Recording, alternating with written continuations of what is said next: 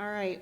Well, welcome everybody. I'm looking around and I'm seeing so many familiar faces, so I'm so glad that you all came out this afternoon. And we're going to be hearing about the Holy Land. Now, although our church is not as old as the Holy Land, we are celebrating 275 years of the first worshipers in this area, which came from the Palatinate region in Germany.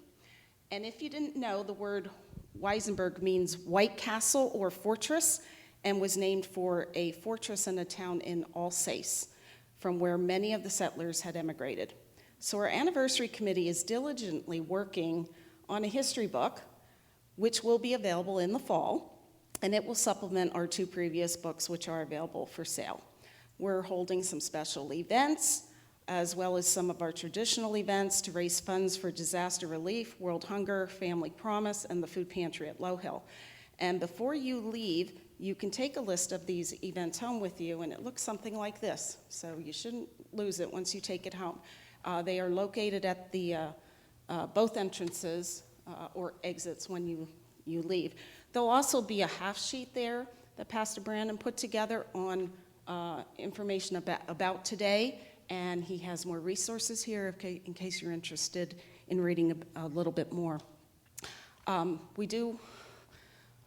go through the spiel. I don't know how many visitors we actually have here today, but if I'm missing somebody, this will be a continuous program. So there's not going to be a break, but feel free to come and go as you wish. Go downstairs, use the bathrooms located at the bottom of the stairs or over by the elevator.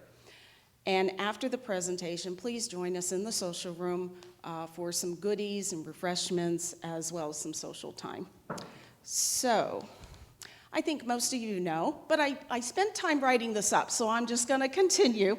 A little bit about our presenter.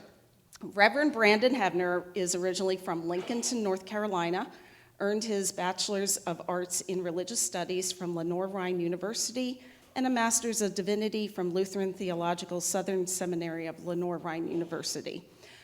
Pastor Heavner met his wife, Reverend Jennifer Heavner, during their time in seminary, and they were married in 2017. He served for 5 years at St. Mark's Bethlehem before accepting the call at Weisenberg a little over a year ago. Now, when he mentioned to us that he and his wife Jenny took a trip to the Holy Land, also in 2017, the anniversary committee had this idea for him to share their time there and their trip as part of our anniversary events. So that's the reason you all are here. So without further ado, please welcome Pastor Brandon. Oh, goodness. I don't need all that, but thank you. It's good to see so many faces back, especially after worship this morning. You're ready for round two. Apparently you weren't too tired of hearing my voice. But for those of you that maybe haven't met my lovely, wonderful, beautiful wife, Pastor Jenny Heavner is also here. She'll be piping in occasionally from some of our stories, things that she particularly found impactful. But you may notice I'm a little more of a historian, archaeologist. So I have more pictures of piles of rocks than you would know anything to do with.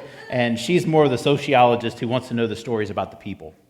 And so as we kind of tag team this, you'll get to see a little bit about that, just in the way that we experience the Holy Land differently, even though we were there at the same time experiencing the same thing. So anything you want to add at this point? No. So I'll pipe in whenever I, feel so inclined. But I joke that Brandon had, when we first got back from our trip, like 500 pictures of different rocks. And he knew what each and every one of those rocks were and their significance. And then I had about 500 pictures, but they were all of people. So he's right. Yeah. So people and cats. There's a lot of feral cats in the Holy Land. So. So Mike, if you want to flip us back over to the slides, we can get started. I'm going to try to use this clicker and hope that I don't advance too fast. But, we're celebrating 275 years of faithful mission and ministry here.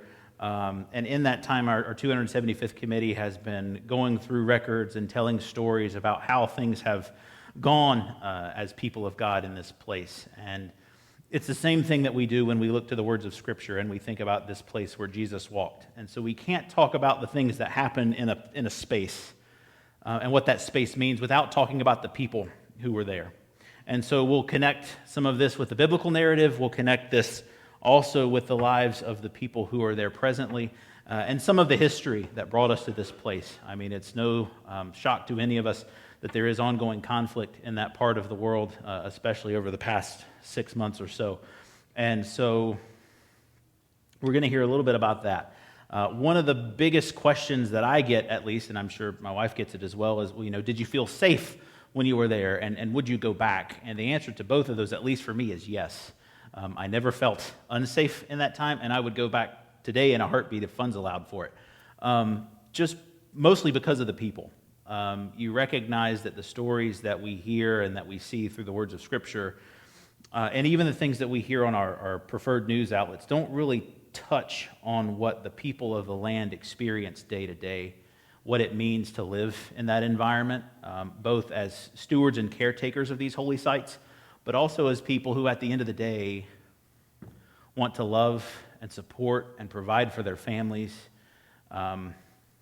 get up and go to worship, leave and go out to a restaurant and eat, as I'm sure many of you did this afternoon, celebrate birthdays and anniversaries and milestones, and live next to their neighbors without fear of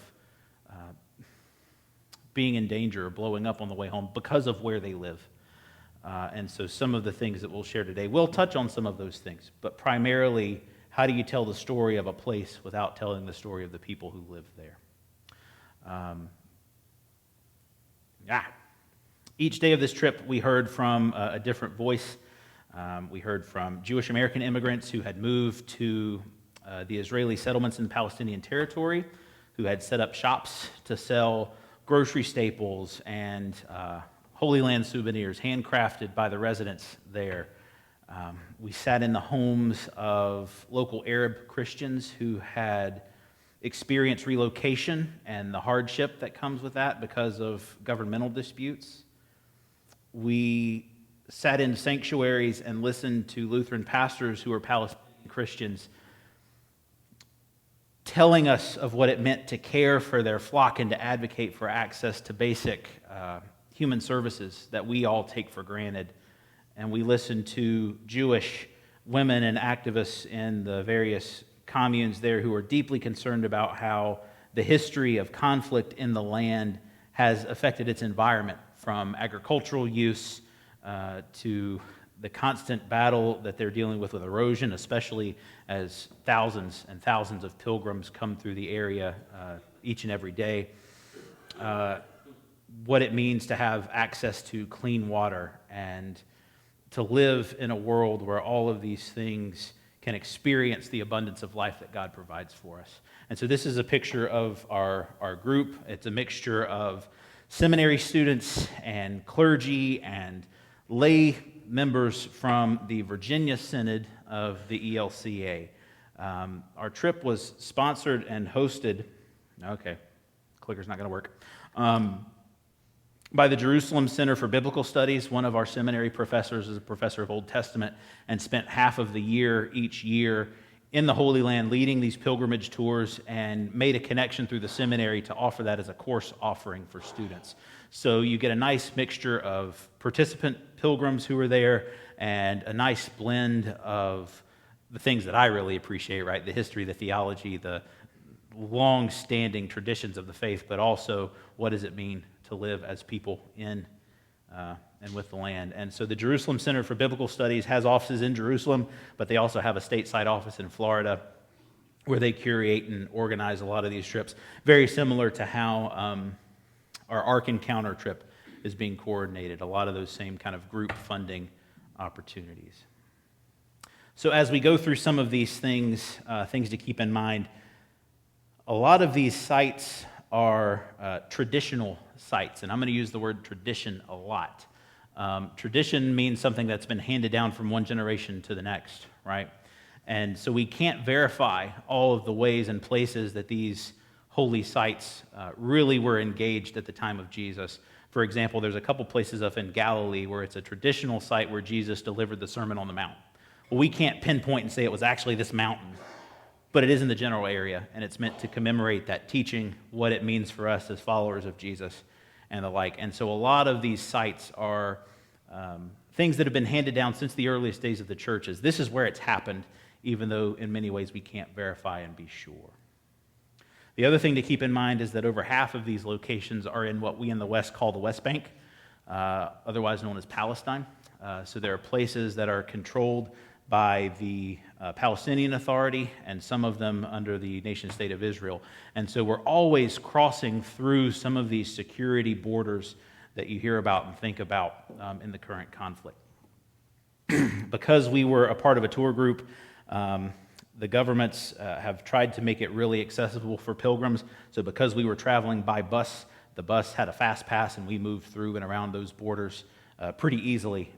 But for the most part, when you would see locals, just lines and lines of cars trying to get from checkpoint to checkpoint just to get to their place of work, back to home, over to the grocery store, what have you. So as we focus on these sites and the impact that they have for a life of faith, also remember that this is a place where people live and breathe and work and go about their day just as each and every one of you and I do, driving down 100 and out to 22 and beyond.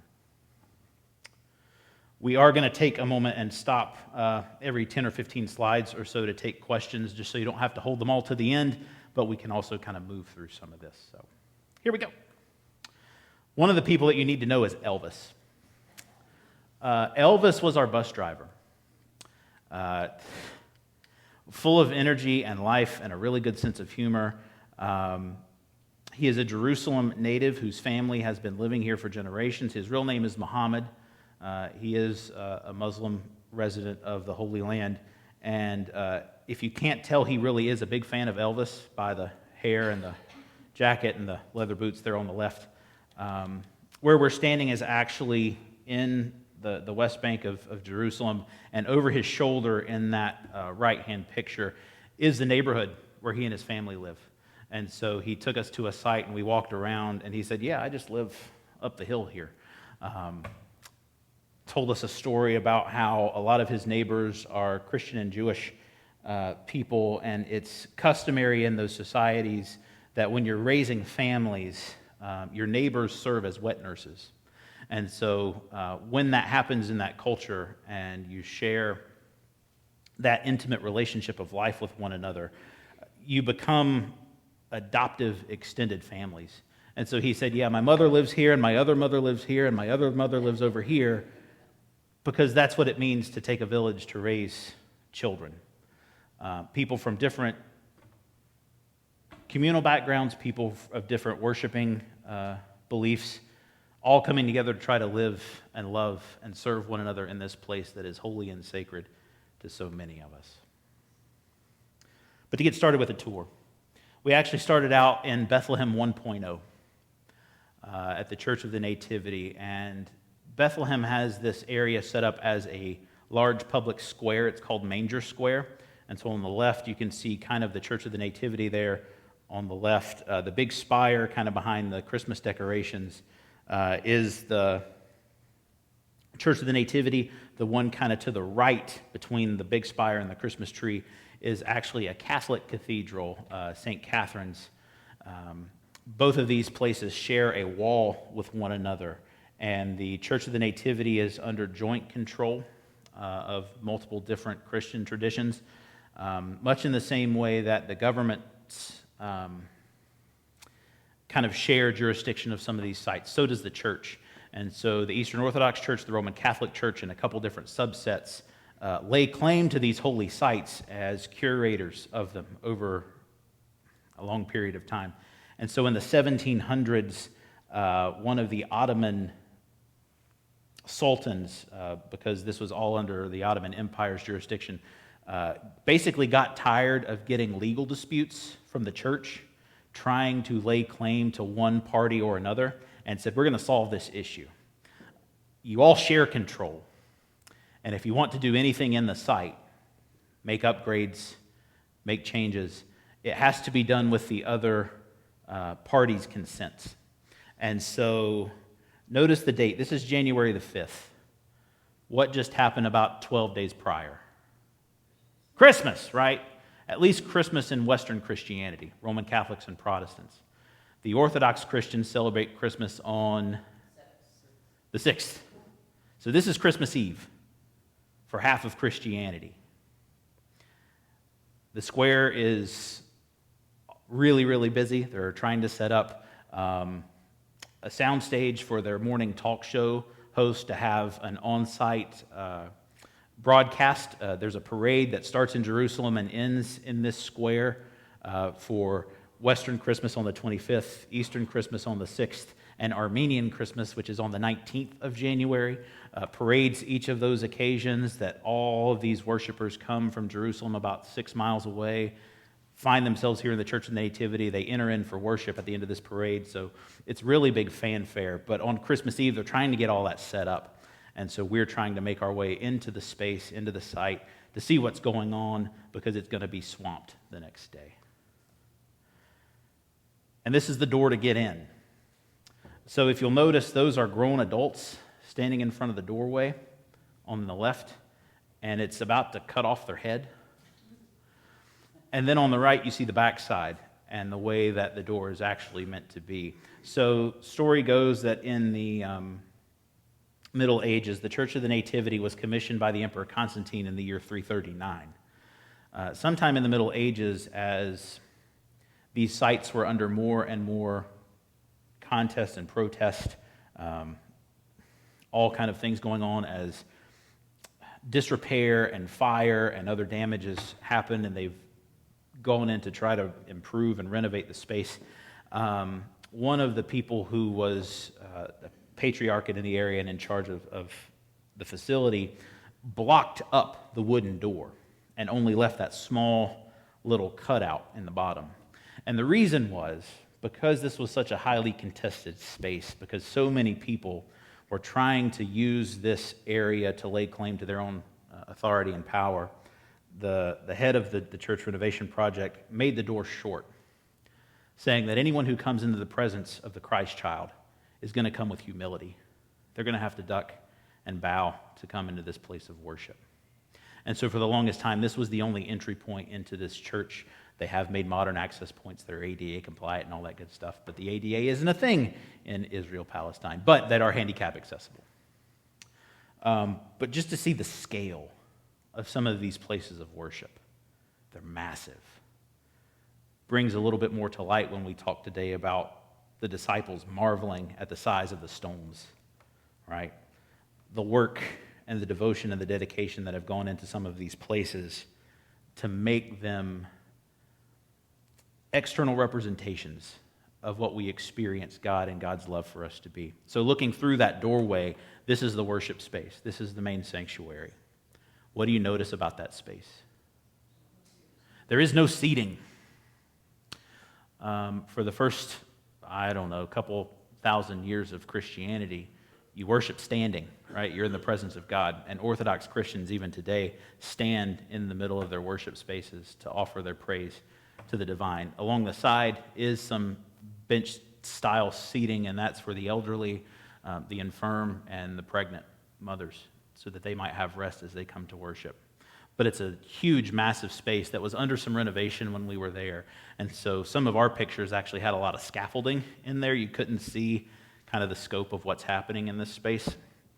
But this is after those renovations are complete. And they've tried to preserve some of the ancient mosaics and stonework and things so that as pilgrims come, they can kind of see the long-standing connection that the church has had with these holy sites, and the work and the labor and the devotion that's been put into their very construction. So you go to the back of the sanctuary space, and there's hallways that wrap around to the side and bring you down a set of steps into a basement, we would call it. It's an underground cave, and it's called the Grotto of the Nativity. You'll notice a couple nativity scenes that show up later in these pictures, and you'll notice that they don't have a stable. Wooden structures weren't that common in the life of antiquity, because in this area there aren't a lot of forests to harvest trees, and so wood was a precious commodity.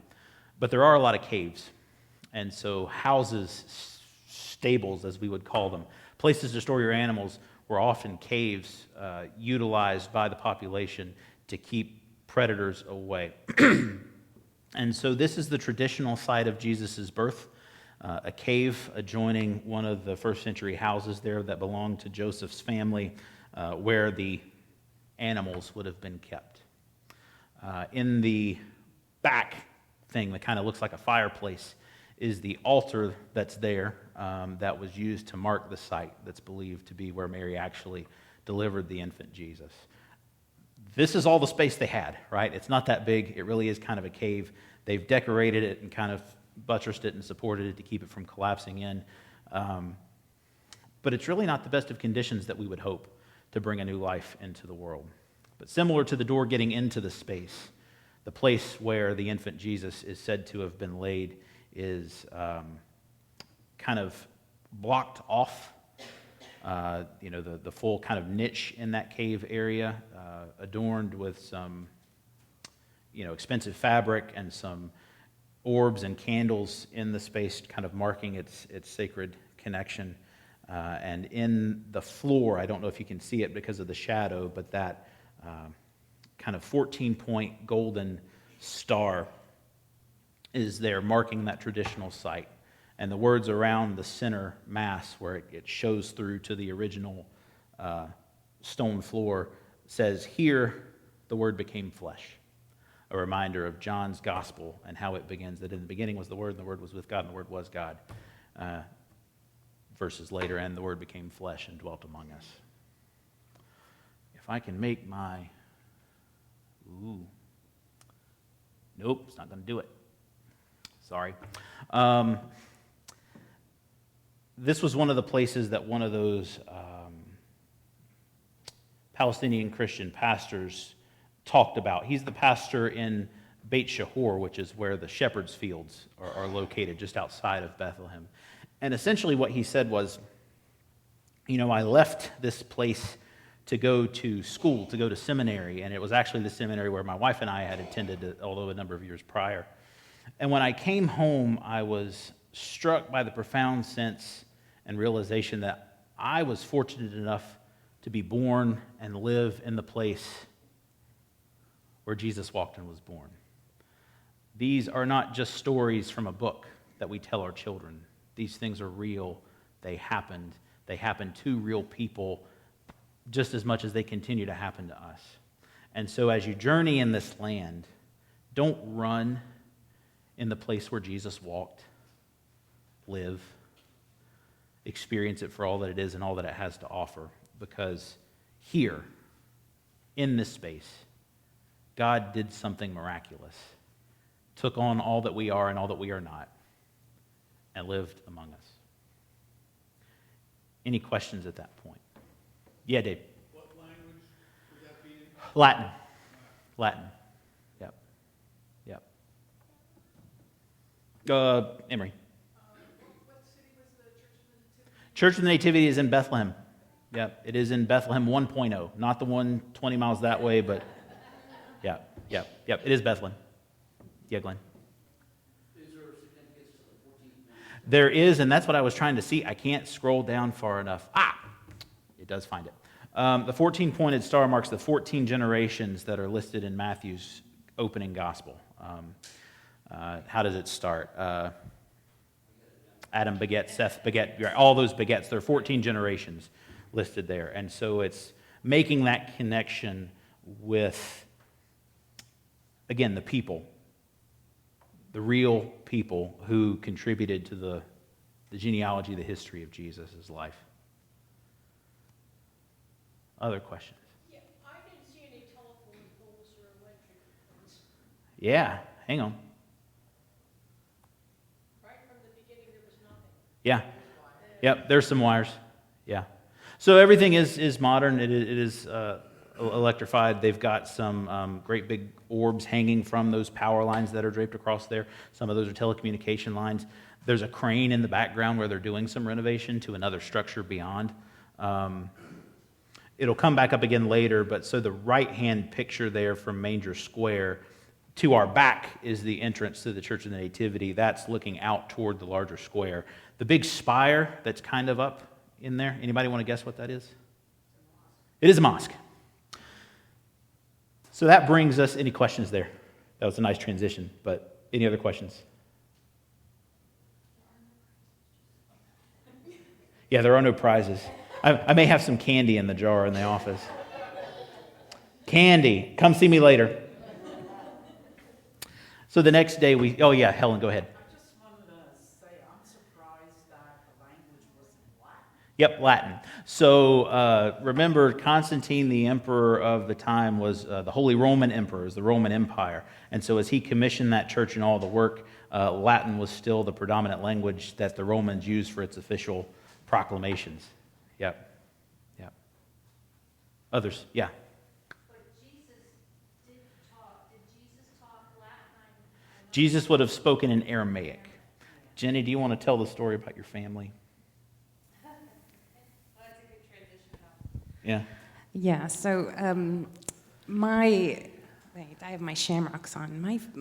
Half my family, good bit of my family, is Irish Catholic. My father's Irish Catholic. And when I was raised between the Lutheran and the Catholic churches, but was confirmed and everything in the Lutheran church. I was baptized Catholic. Anyway, when I went into seminary, my family was very kind and had a big party for me, and my dad's brothers and sisters and my cousins, all who were Catholic, came, and I was getting ready to go off to the big major obstacle, your first big obstacle in seminary, which is biblical Greek, Koine Greek. You have to learn the original language. And they all said, "Why would you need to learn Greek? Don't you have to learn Latin?" And so Latin was a lot of the Roman influence, but Jesus spoke Aramaic, and the original biblical texts that we have are in Koine Greek. It's just the Roman influence as the church historically progressed. Yep. So we leave that day. We do a few other things that are going to kind of out of sequence us. But the next day, Christmas, January 6th, we celebrated as Epiphany in the West, right? What does Epiphany mark in the life of the church? It's when the wise men arrive to worship and reverence the infant Jesus. And so we're going for Epiphany Mass, right? It is a high holy day in the life of the church, and this Catholic cathedral celebrates it with a full worship service, even though it was like a Tuesday. Getting into the square, right? Remember, the Church of the Nativity and this St. Catherine's Cathedral share an exterior wall with one another. Getting into the square to get into this church was completely different from the day before. Day before, it was kind of crowded. There were a lot of construction and logistical people setting up. Here, to get into the square, we went through an alley and went through a metal detector and a pat down and a wand down by armed Palestinian Authority forces.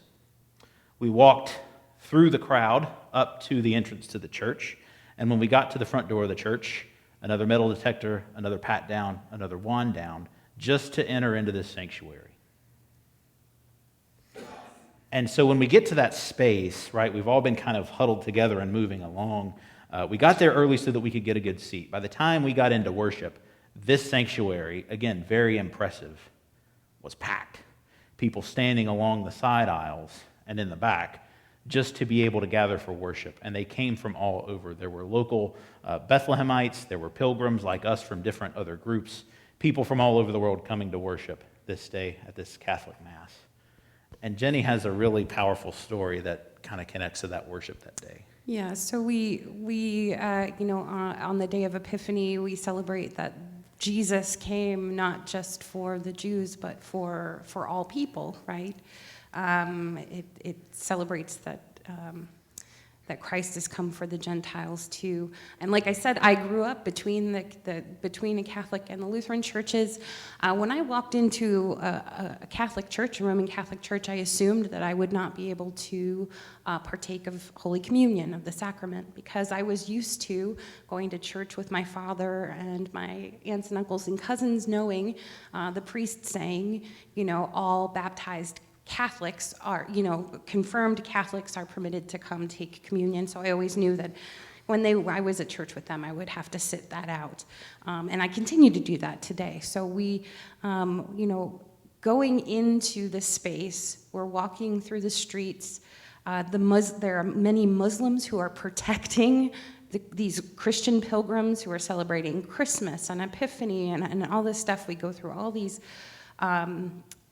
metal detectors, and there are people with machine guns, and to them it's all very, very normal. And when we got into the space, our professor said, everybody's going to be able to take communion here. I'm sure the bishop will say that. So when it came time for communion, the bishop said, all of you are welcome. And he was so joyful, and it was so beautiful. And I had this epiphany that, we are really good at making rules and building walls.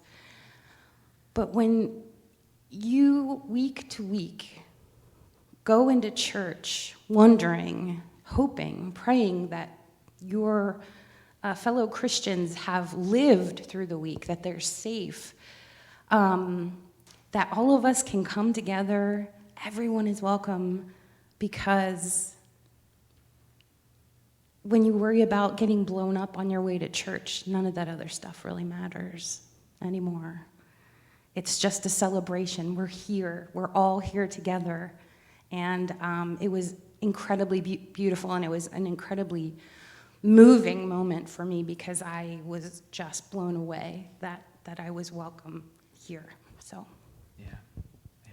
On a day where we recognize that the light of Christ has been extended to the Gentile populations, those of us who are non-Jewish, what does it mean that we then too can be recipients of that good gift of the sacrament in a place where oftentimes that openness and that expression and that light is somewhat limited? Yeah. So that Mass starts at about 11. We come out at about noon, and the parade is coming to an end. Maybe you can notice just the sheer amount of people that are packed into this square at the tail end of the Christmas parade from Jerusalem.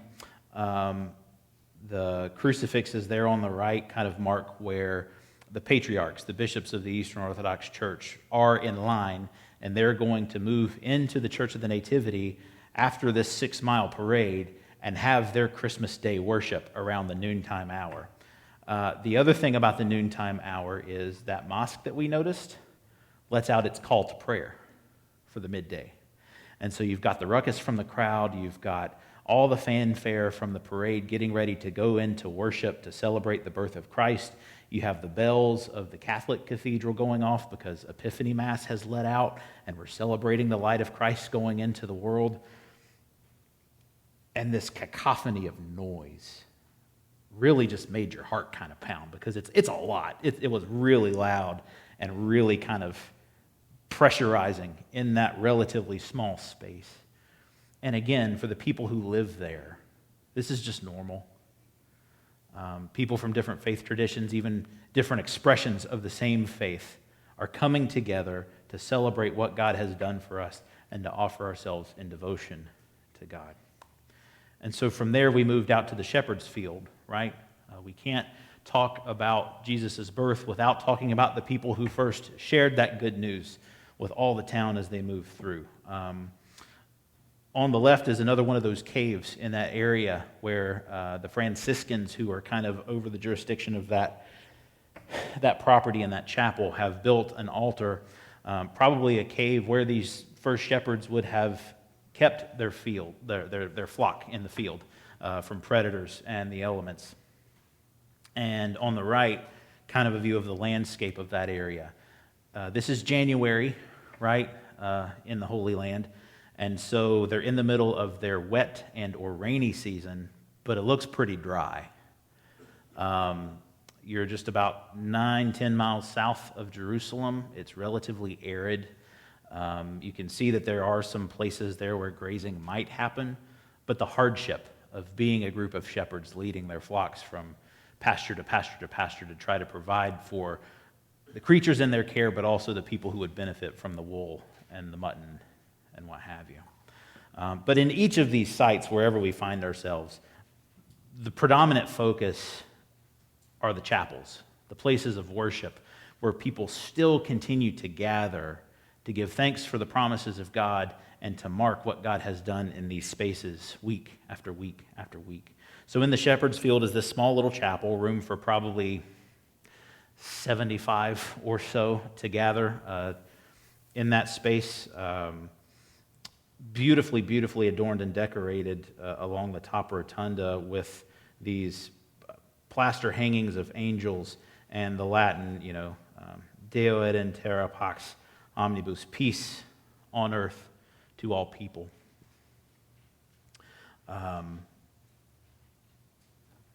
In this space, again, beautiful murals and mosaics.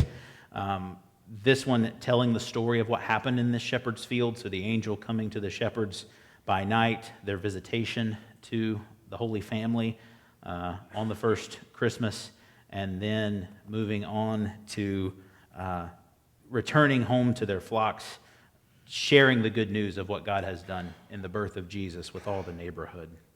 And so what would it be then that we wake up the next morning, driving north, and we find sheep? There are still Bedouin hermit shepherds in the area, tending for their flocks, going from place to place to place in the open ground, providing for their families, providing for their communities, caring for the creatures under their care. And so this would be moving from south of Jerusalem up north toward Galilee, where Jesus did the most of his ministry, in the area that we call Samaria, right?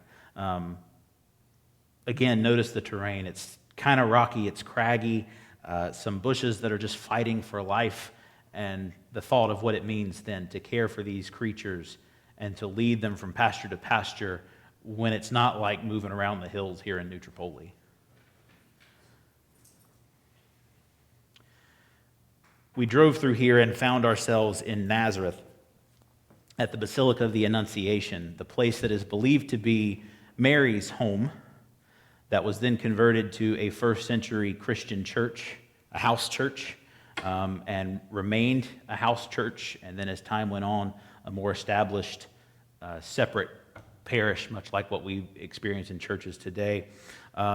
Beautifully, just massive structure. A lot of these churches, especially under the control of the Roman Catholic Church's stewardship, were newly constructed or reconstructed in the 50s, 60s, and 70s.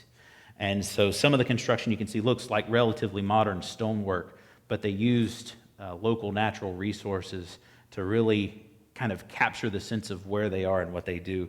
And through that reconstruction process, the Catholic Church overseeing the renovations asked for each of the dioceses around the globe to provide some kind of artistic representation of the Holy Mother Mary. And this just happens to be the one that was commissioned by the United States. And so it's a metal casting on that kind of rainbow marble background. Things from South America are more flat mosaic style representations. The African representations, color work, and that is, let's see, it's hanging about 6 foot off the ground, and it's probably a 10-foot casting. So it's pretty impressive stuff. But we talk about, right, this being a first century church. The ground level is still exposed with a lot of the archaeological sites that are there. And so in the back you can see that railing. All around the outside is a walking platform that looks down into centuries and centuries and centuries of places of Christian worship. The kind of small cut off there in the kind of bottom left being the oldest place that's part of the original house structure that then got expanded into a Byzantine church in the 300s and 400s, and then into a larger church sometime in the Middle Ages, and then the renovation where actually above you is the modern sanctuary and worship space. Again, massive, impressive structures that are used to commemorate these sites and to allow God's people to still worship in this place for these days. Questions at that point? Yeah, Glenn. You showed about the shepherds grazing in the flocks. Who owns the land? Yeah, good question.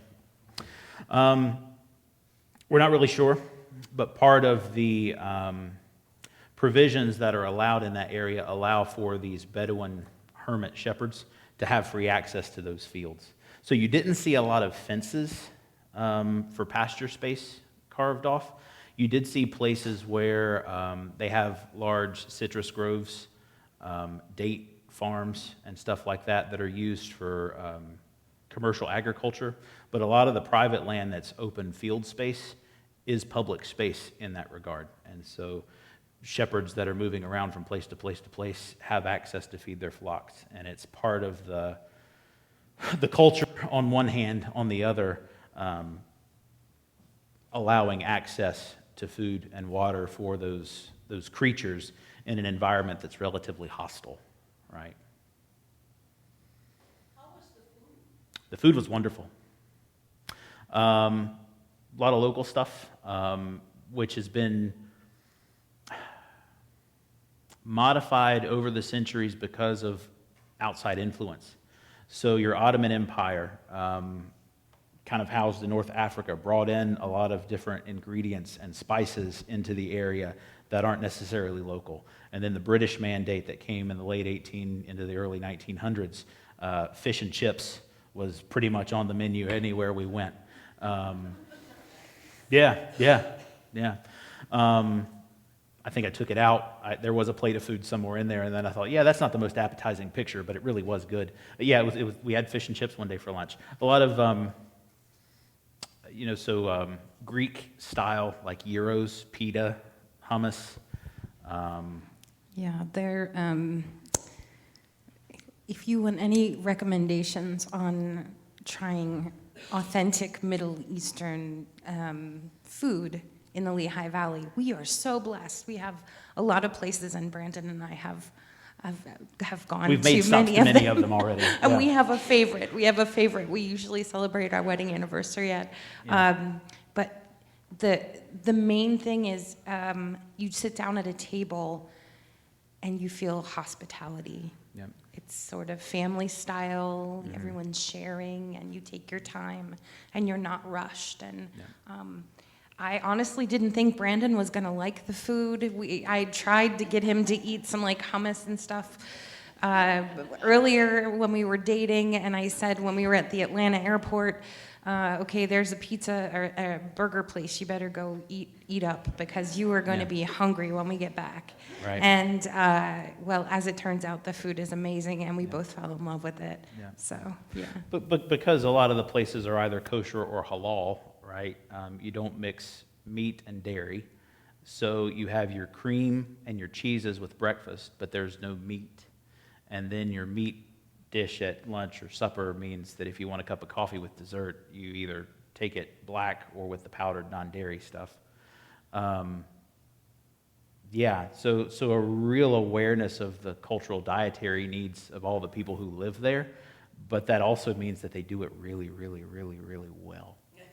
A lot of the restaurants and places that we went to were family style, but they were also owned and operated by families. So really decent, high-quality restaurants, but these were establishments in these local communities where people are just so happy to be able to serve their neighbor, meet people from all over the world, There's and sort of a extend sense themselves through that offering and that that gift. you're going into someone's home. Yeah. That you're not walking into a restaurant, but you're the way you were greeted, and you are walking into someone's home, and hospitality of the people of that land is really, I've never experienced anything like it since. Thank you. Other questions?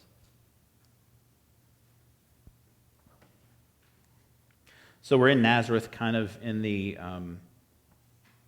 northwest of the territory of Israel, and then we moved kind of northeast toward Tiberias and the Sea of Galilee. So that's sunrise from our hotel in Tiberias, looking at the Sea of Galilee, which really is just a big lake. You can see the other shoreline from where we are. The picture on the right, we're on our ferry taking us from the western coast up to the northern coast, and you can see a fishing vessel off there where people are still fishing these waters to provide for their families and their communities, just as Peter and James and John and the other disciples did 2,000 years ago. But we're in the middle of the lake, right? It's not that big. And so that's one of the places where Scripture kind of misleads us. The gospel authors use the word like sea, and we think of the ocean. But it's really just a big lake. One of the most beautiful places that I've ever seen. Yeah, it was gorgeous, and I sort of reminded me of being on one of the Great Lakes and thinking of the storm that comes up on Jesus and the disciples, and it just made sense because it's like, okay, it's like a lake, and when a big storm or a wind comes and you're on this enclosed piece water body, like the waves become enormous, and so yeah, it was really cool. Yeah. And you can tell from that picture on the left, right? We're kind of up on a hill. You get down into the lakefront, and on the other side, it's a mountain. That mountain just happens to be the country of Jordan. So you're right there in heavily contested areas of this part of the world. But at the same time, you're just there and experiencing all that it has to offer. Looking back on the city of Tiberias, it was, established before the time of Jesus. It was named after one of Herod the Great's sons who expanded it and made it of use for the Roman Empire and some of their work in the area as a port and a commerce hub and an access point from the Golan Heights in the north and then Israel proper to the south. North of the Sea of Galilee is where Jesus would have done a lot of his heavily engaged ministry. And so that Sermon on the Mount piece that I was talking about earlier, you are the light of the world, the city on a hill cannot be hid, was probably done from a mountainside where you could see Tiberias off in the distance and all the lights sparkling in the night as a reminder and an illustration of what it means to be people of faith carrying that into the world around us. In the 80s, there was a drought, pretty severe drought. I can't remember how far they said the water table dropped, but it dropped so far that locals were able to get out into places of the lake bed that, normally you'd be up above your head. And when he was out there exploring around, he found this wooden structure. And, it's a drought, so the rain can come anytime. You never know when it's going to fill back up. They mobilized this group of locals to try to excavate this thing and pull it out. And it turns out that it is a fishing boat dating back to the 1st century. That is probably something similar to what Jesus and his disciples would have been in as that storm rose up and as he calmed the sea and as he stood from its bow and taught the crowds on the side. It's not that big. Good luck getting 12 people in there. And so it's preserved in a museum on the north side of the coast of the Sea of Galilee for pilgrims to see and observe. The Sea of Galilee is shaped like a harp. It's sometimes called David's Sea because David is a harpist, right? And you'll notice in that statue on the left, there's kind of a cutout at the top and a cutout at the bottom. The Jordan River is what supplies water to the Sea of Galilee and to the Dead Sea in the south. So its spring head is in the north. It comes down, flows into the Sea of Galilee, and flows out through the other end, down along the eastern coast of Israel, the border between Israel and Jordan, into the Dead Sea in the south. And so this is a place where the Jordan River is in that kind of northern area. And if you'll notice, it's not that big, right? I mean, the creek down here at Weisenberg Church Road in Holman Valley's probably wider in some points than this is. Our professor said that more ink has been spilled talking about the Jordan River than there is water in it. Interestingly enough, this is one of the places where our Old Testament professor who's standing there talking to us believes that Jesus was actually baptized. And we'll talk about why that's somewhat contentious in a minute, but the Gospels say that John was baptizing in Bethany beyond the Jordan. And the word that's used for Bethany could be the general term that the Romans used for Galilee, right? And so what happens after Jesus is baptized and he comes up out of the water in the dove? I'm testing your Bible knowledge now.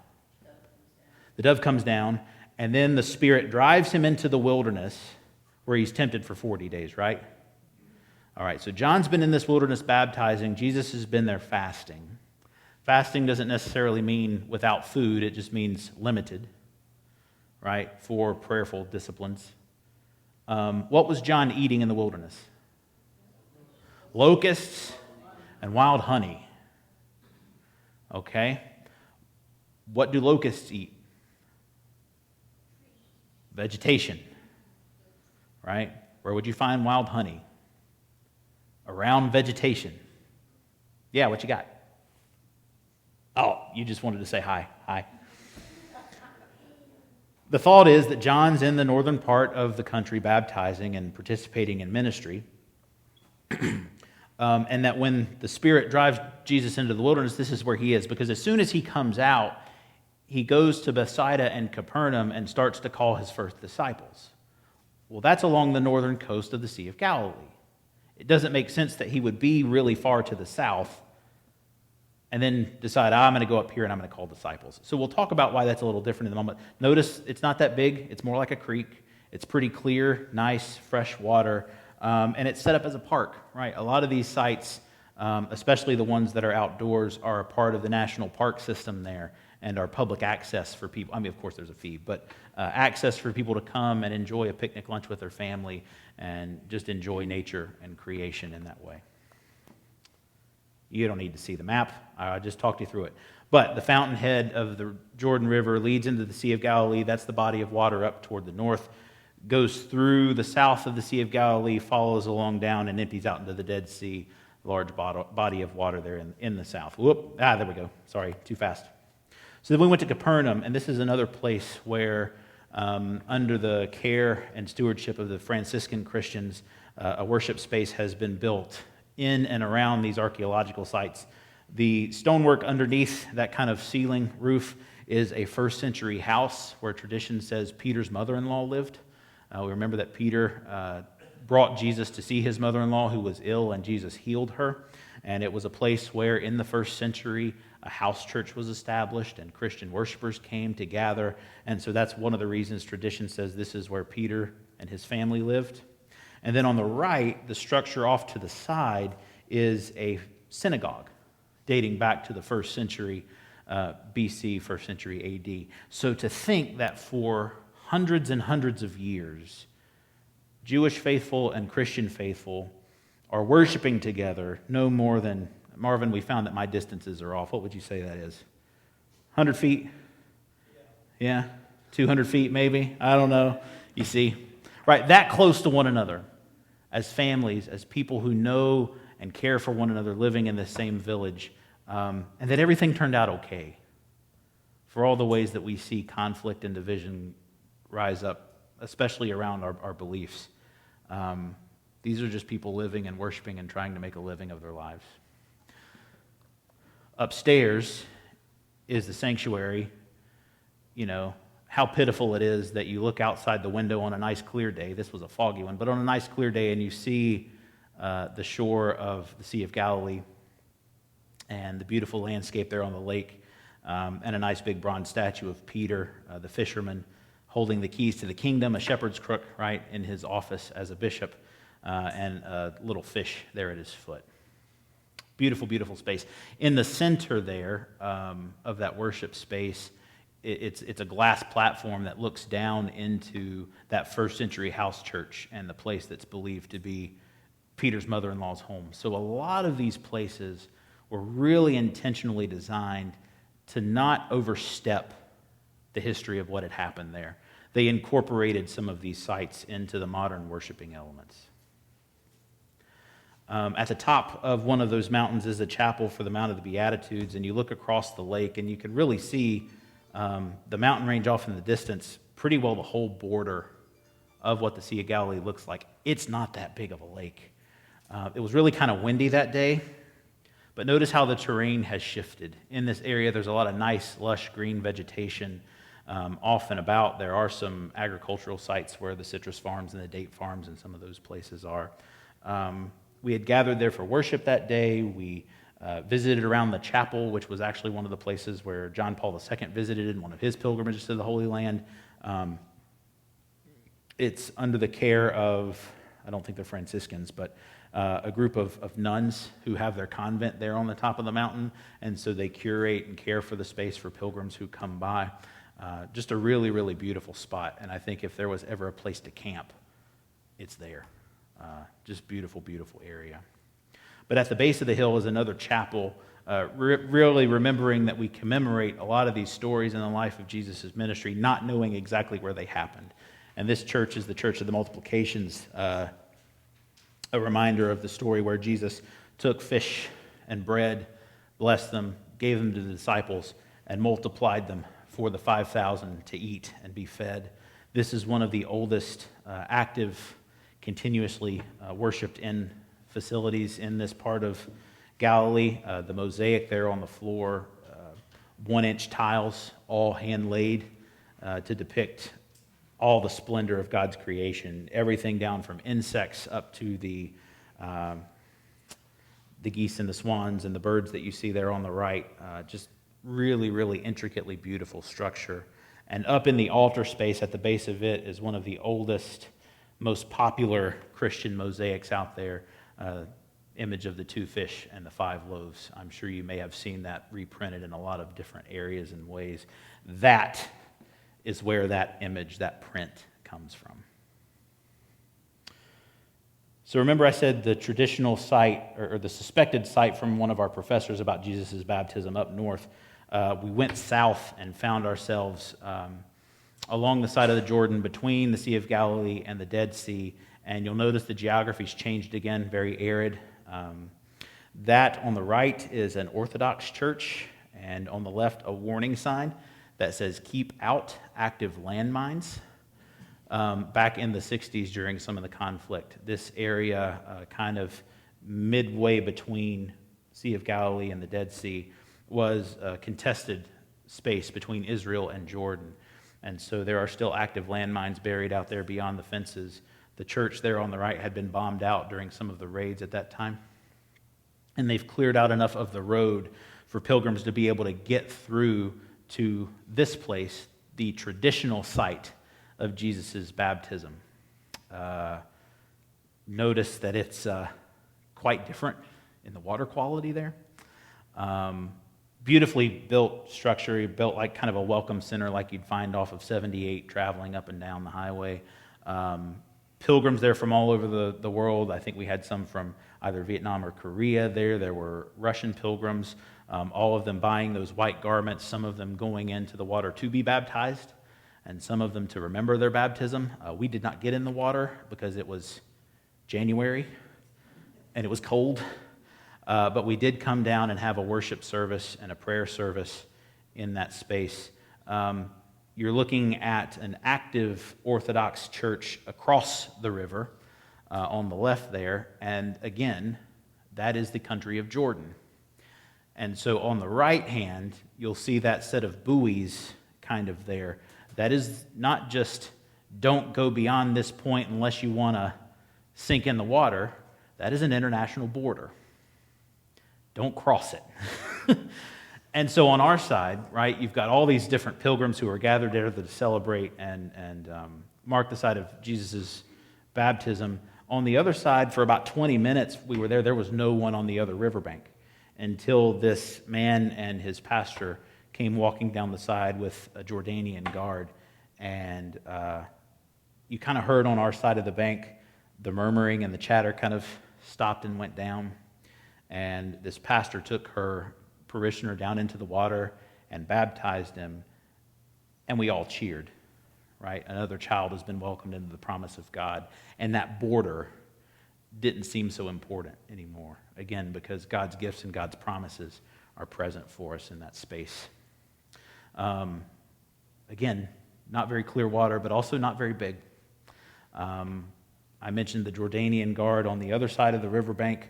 Behind us, up on the raised platform at the riverbank, were 2 Israeli Defense Force officers in their full military garb and fully automatic weapons, just chatting about their day, enjoying their time with one another.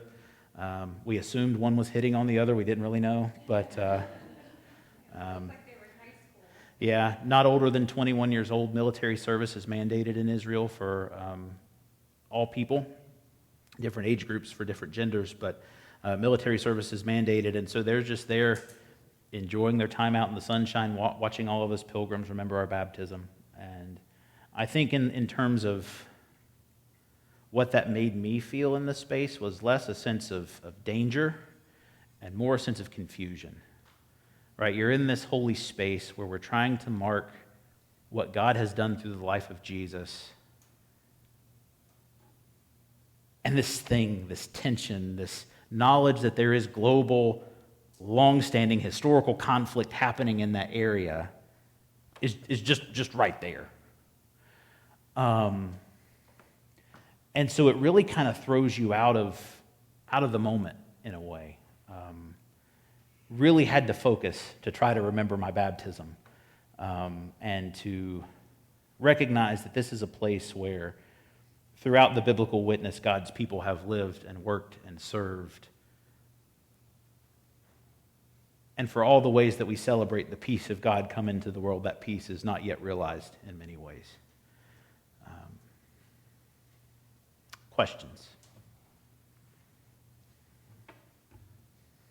Yes, Cheryl. The boat. They know, and you might not know this, that it is from the first century. That is from the first century. So the boat, they got it out. They tried to keep it intact. Again, this wasn't a formal archaeological dig. This was just a group of locals trying to get it out of the mud before the rains came. They did carbon dating on the wood after they got it out and found out that it was that old. Yeah. Yeah, Glenn. You were talking about the climate and the Mm-hmm. vegetation and lack of it. Do they say, is the climate parallel these days as it was in those days? Have we changed the climate? Probably like a global phenomenon. We're running a little warmer and a little drier. When we get to the Dead Sea, and it's the same with the Sea of Galilee, I took out a couple pictures of our time in Bethsaida. Bethsaida is at the top of a mountain here, kind of like imagine here where the church sits, and you look down the hill and you can see the Dead Sea probably at the elevation that Fogelsville's at. And it's off about 5 miles in the distance, and you can see the water level there beyond the trees.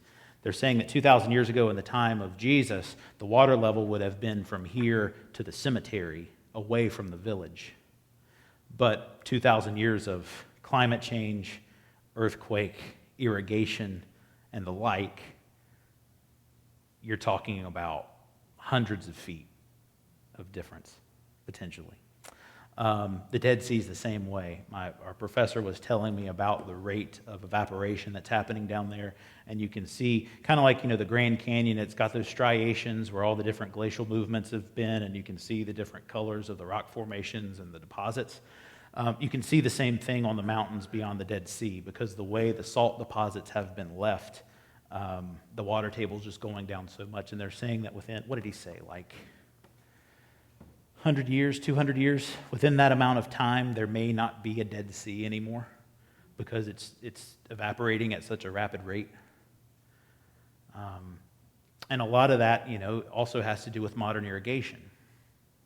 Up north, where the land's relatively fertile, they're pulling in from the glacial deposits in the Golden Heights and where a lot of the spring heads are, and off of the river along the way to try to support their agricultural economy.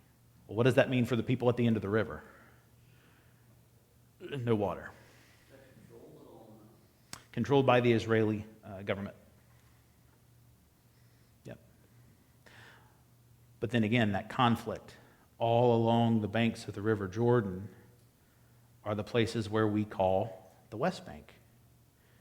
And that political divide that's happening between what's controlled by the Israeli Authority and what's accessible to those who live in the West Bank and Palestine is creating the humanitarian crisis that we see there.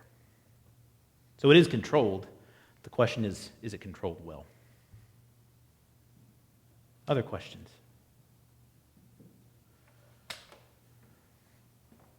So we moved a little further south. We went to Jericho.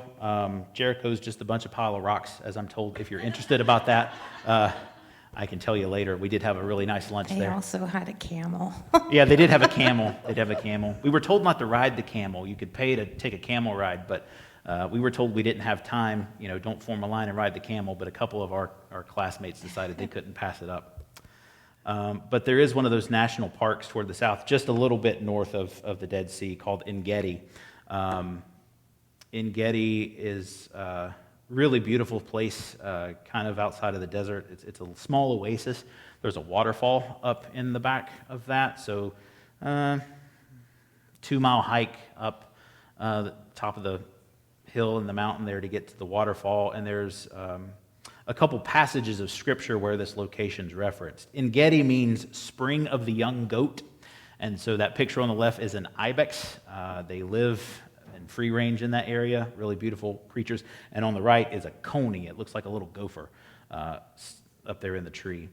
But in scripture, En-Gedi is the place where David was fleeing from Saul during their civil war. And when Saul went into a cave to relieve himself, David snuck up and cut off the tassel from the hem of his robe, and then later said, "I was this close to you, and yet I spared you."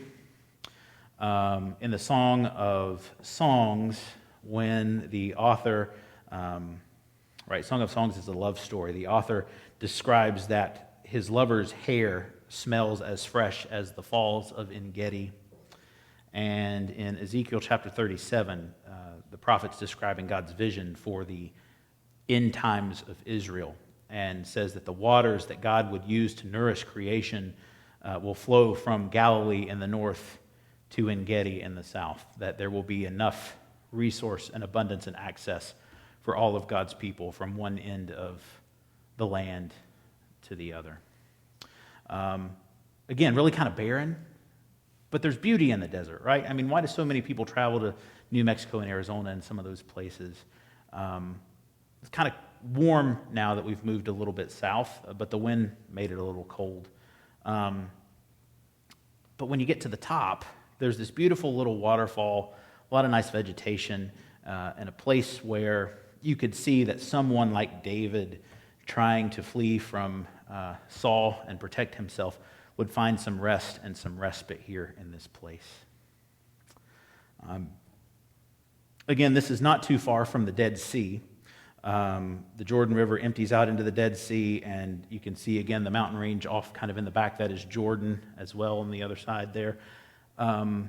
If you look really close up to where, I think that's Jenny's arm, where her feet would be, it's not sand in the riverbed, it's calcified salt.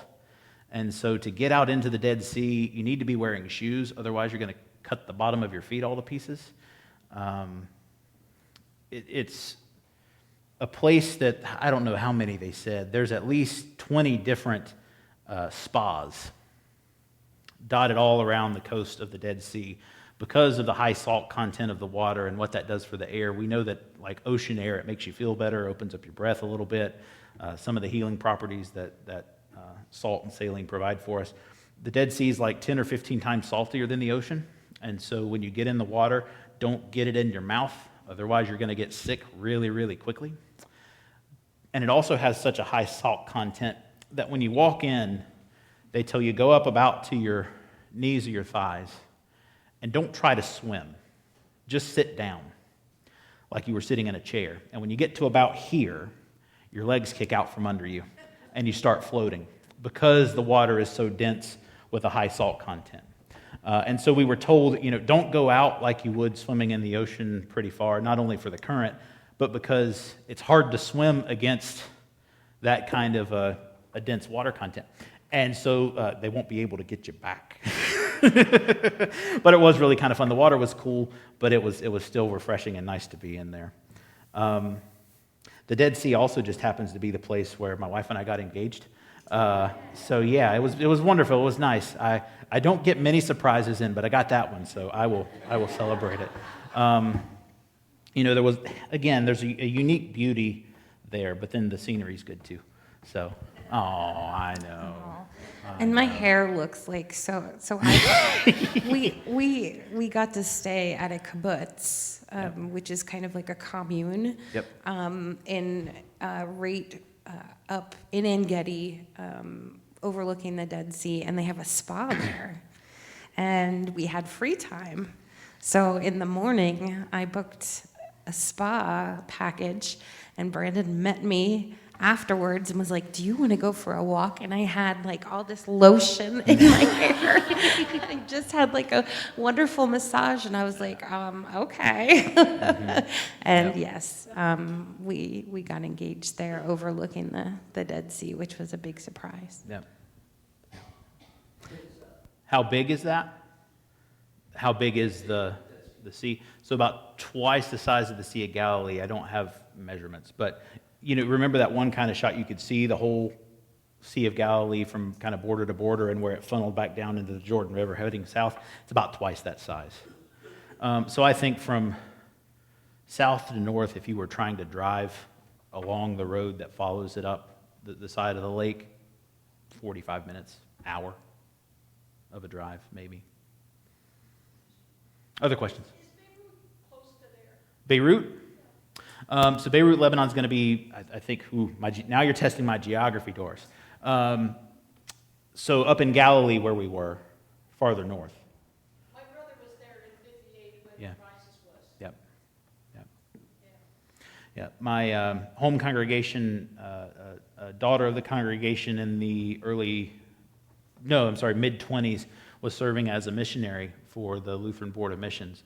And she was in China for a while. She was in Malaysia for a while. But her last station, she actually developed cancer in the late 50s and was making a stop in Beirut, Lebanon, when she actually died, trying to make her way back home for health care. So, Lebanon's going to be a little more to the north of Israel.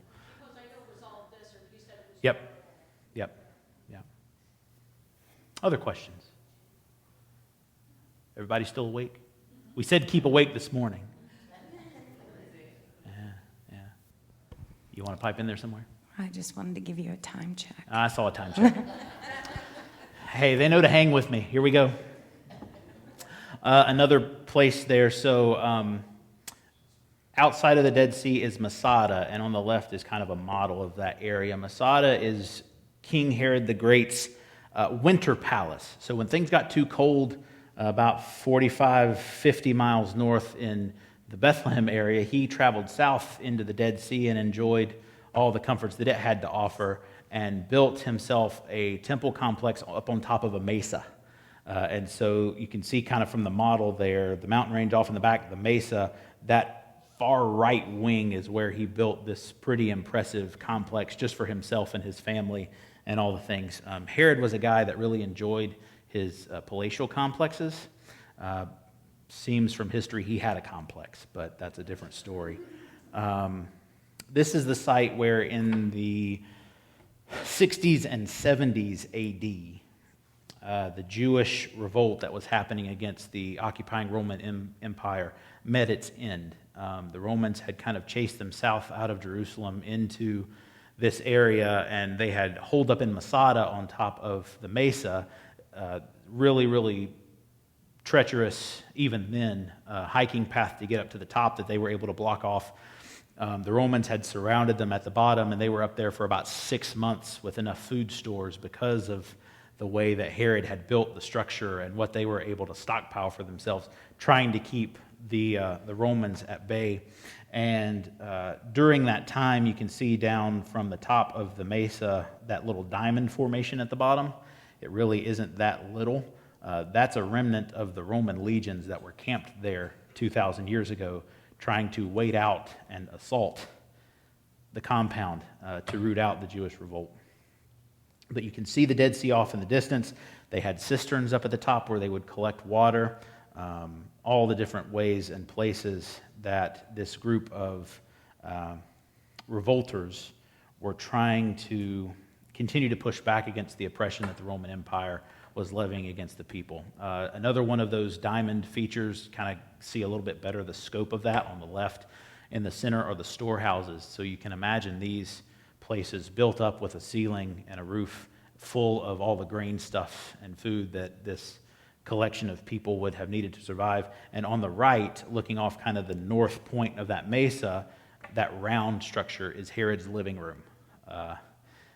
created for himself a nice little view. So from the top, you can look over and see down into what would have been his living quarters. When we're up there, you can kind of see the terrain, a couple more of those diamond formations. There's an amphitheater off in the way.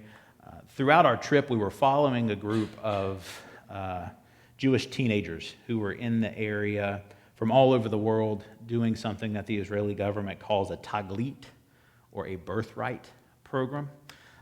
These young people who are under the age of, it's either 18 or 21, Jewish worshipers from around the world can come to the Holy Land on the government's dime and spend about a week or two going to Jewish holy sites, learning about the Torah, about how their life of faith is enriched for them, the history of the people Israel, both from biblical antiquity, but also through the centuries. And so we were following these groups around kind of as we were going to a lot of the same sites, and there was a group of them there learning about the Jewish revolt and some of what had happened in this space. But also there is a little nook where this rabbi is sitting there copying the scrolls of Torah, maintaining that same Jewish tradition of the scribes, copying the text by hand, making sure that synagogues around the world have access to the Hebrew scriptures in Hebrew for their use of worship.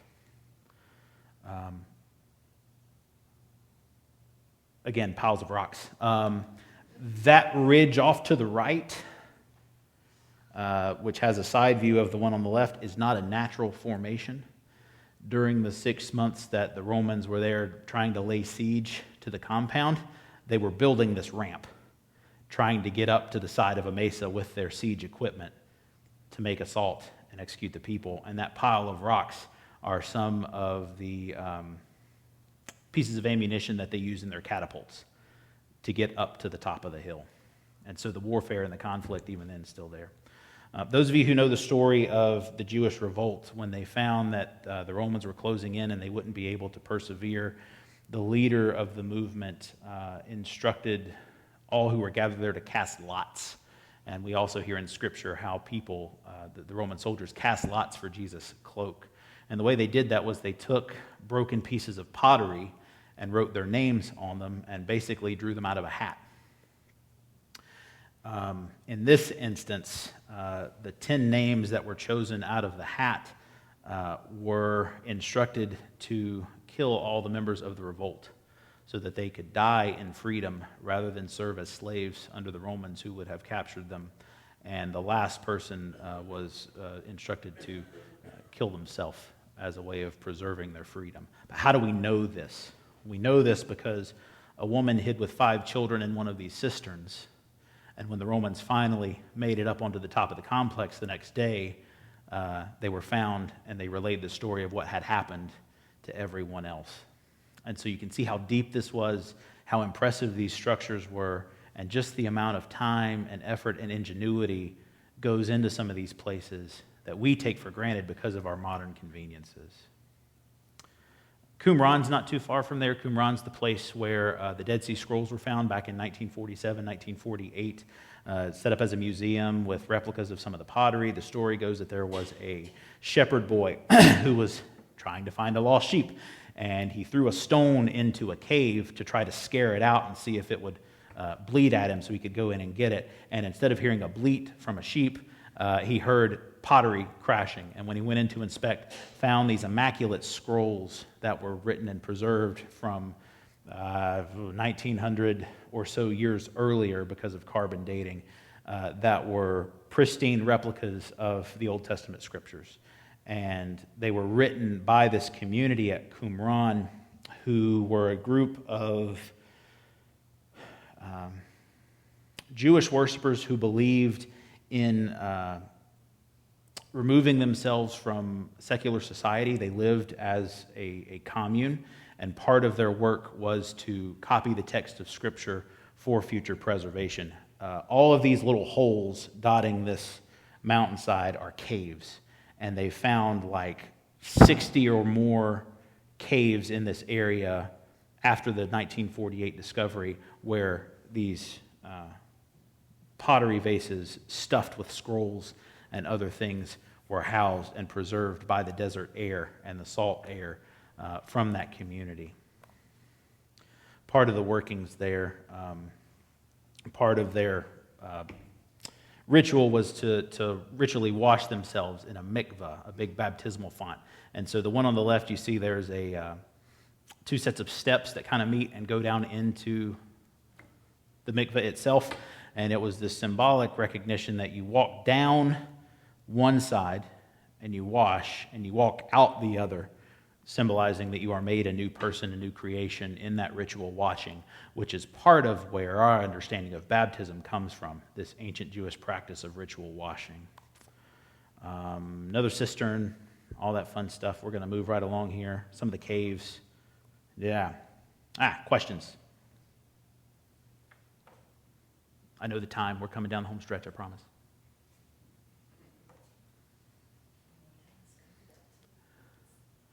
She knows what happens if she doesn't. From here, we went to Jerusalem, and we spent about 3 or 4 days just in that city, traveling to different holy sites. And so we're going to start with a model that is made at the Israel National History Museum to kind of orient ourselves from some of these Holy Week passages, just to kind of get a scope of where Jesus is moving and ministering in the last week of his life. During those 3 days, we went to the International Holocaust Museum, we went to the National History Museum of Israel, and a number of different holy sites that we'll get to. So this is a scale model of Jerusalem as it would have appeared around the year 68 AD, about 2 years before the Romans destroyed it as a part of this pushback against the Jewish revolt that was happening. I'm a map and a landmark person, so this is kind of helpful for me at least. So where I'm standing taking this picture would be the Mount of Olives, looking out to the Temple Mount there, that open structure in the beginning, and then the city of Jerusalem beyond it. And those 4 little pillars just kind of off to the right is a place called Antonia Fortress. And this is a Roman fortress built during the Roman occupation, where the military personnel and the garrisons would have been dispatched from to maintain peace within the city, and also where Pilate would have had his headquarters and residence throughout his time there during the Passover celebration, when all of these pilgrims are coming into Jerusalem to celebrate the Passover. The city's packed, and if you've been to Music Fest in Bethlehem, right, you know how packed a relatively small area can be. So the military presence and Pilate's kind of jurisdiction of the festivities happening would have come from that fortress, conveniently placed right next to that Temple Mount. Off to the side, so the Temple Mount is that big wall in the back. This is called the City of David. It would have been the part of Jerusalem that would have been in existence at the time of King David, about 1,000 years prior to the time of Jesus. And so what's in that yellow circle is Jerusalem, as we hear of it in the Old Testament scripture. After the exile and some of those other destructions of Jerusalem, as the city was being rebuilt over 1,000 years, it expands into what you see off to the side. A different angle of the Temple Mount. This is a reminder that this is the second temple. So Solomon's temple was built somewhere around the year 940 or so BC. After it was destroyed in the 700s BC, it lay pretty destitute until it was rebuilt and expanded by Herod the Great in the 40s BC. So for a couple hundred years. Doubled, tripled in size, made a great big platform area. All that open space are for pilgrims and worshipers to gather on the temple complex.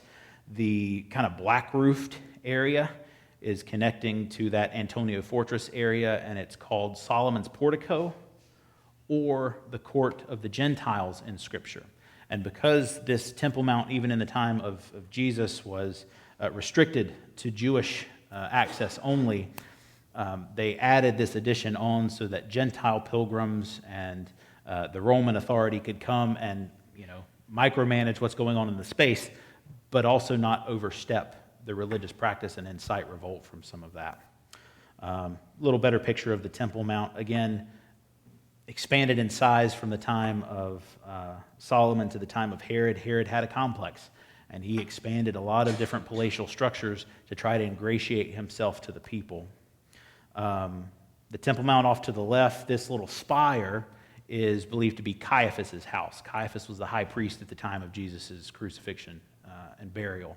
And it's believed that in that general area where this spire in the front is located is also the location of the upper room, where the disciples would have gathered with Jesus on the night of his betrayal for their Last Supper.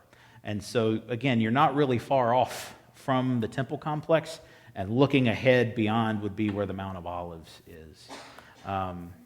Another different angle, right, kind of seeing the distance between the temple, Antonia Fortress, and then this little yellow circle.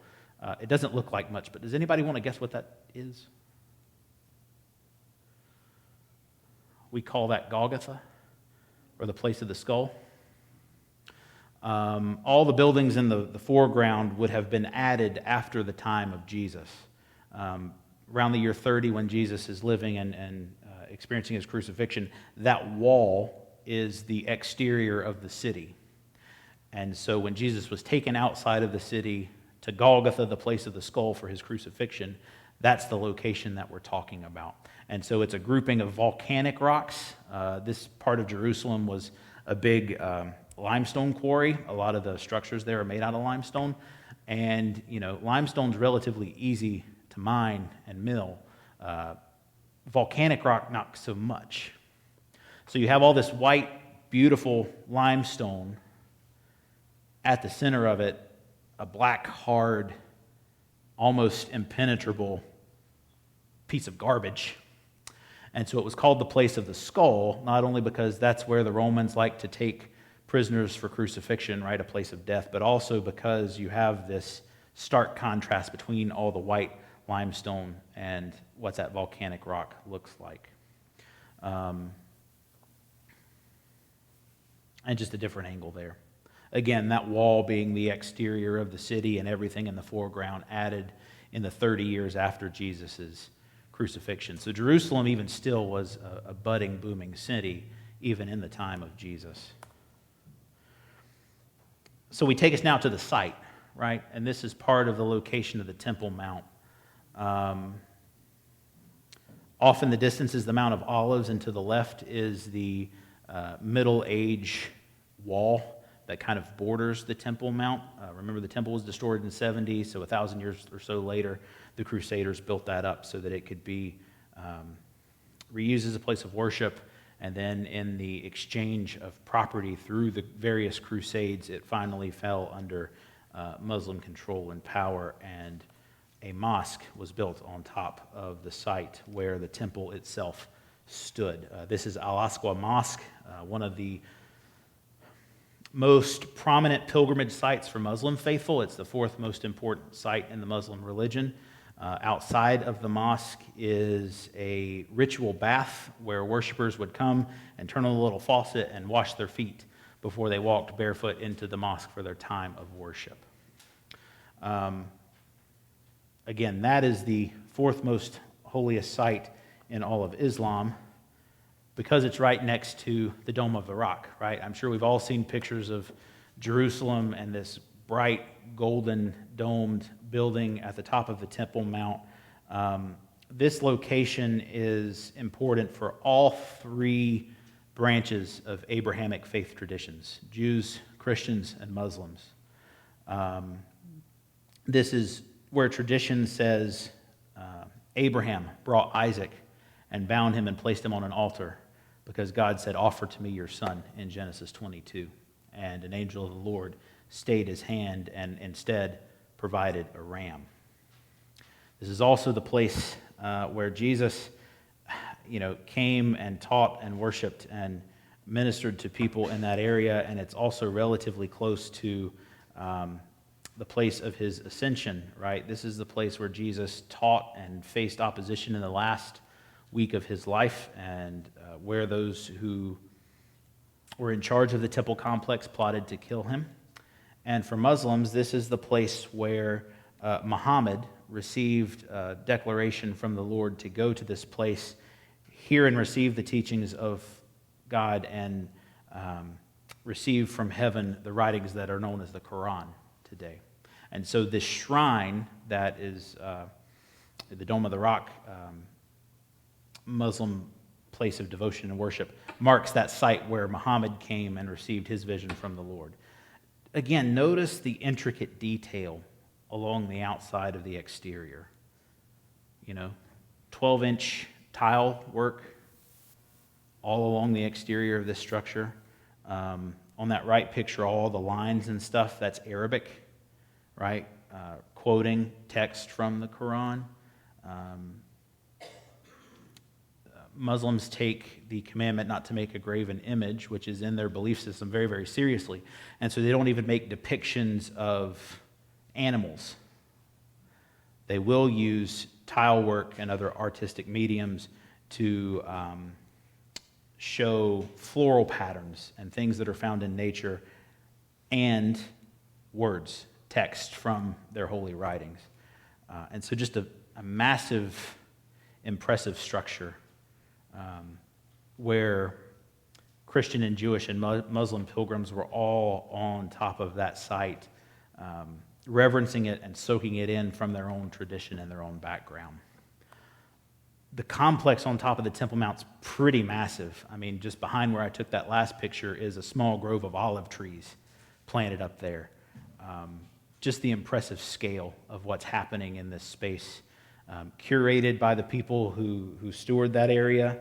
A beautiful garden place for people just to go take their lunch break, have a walk out next to the mosque and this shrine. But looking off the backside of that is the only piece of Herod's temple complex that still remains. We call it the Western Wall or the Wailing Wall. Here, Jewish pilgrims come from all over the world to offer prayers, to lament, all the things that have happened in the life of God's people, Israel, to celebrate God's ongoing work in their life and what that means for them. The little kind of divider there separates the men on the left and the women on the right, so that as we went up to offer our own prayers in that space, we were kind of separated off into those own directions and areas.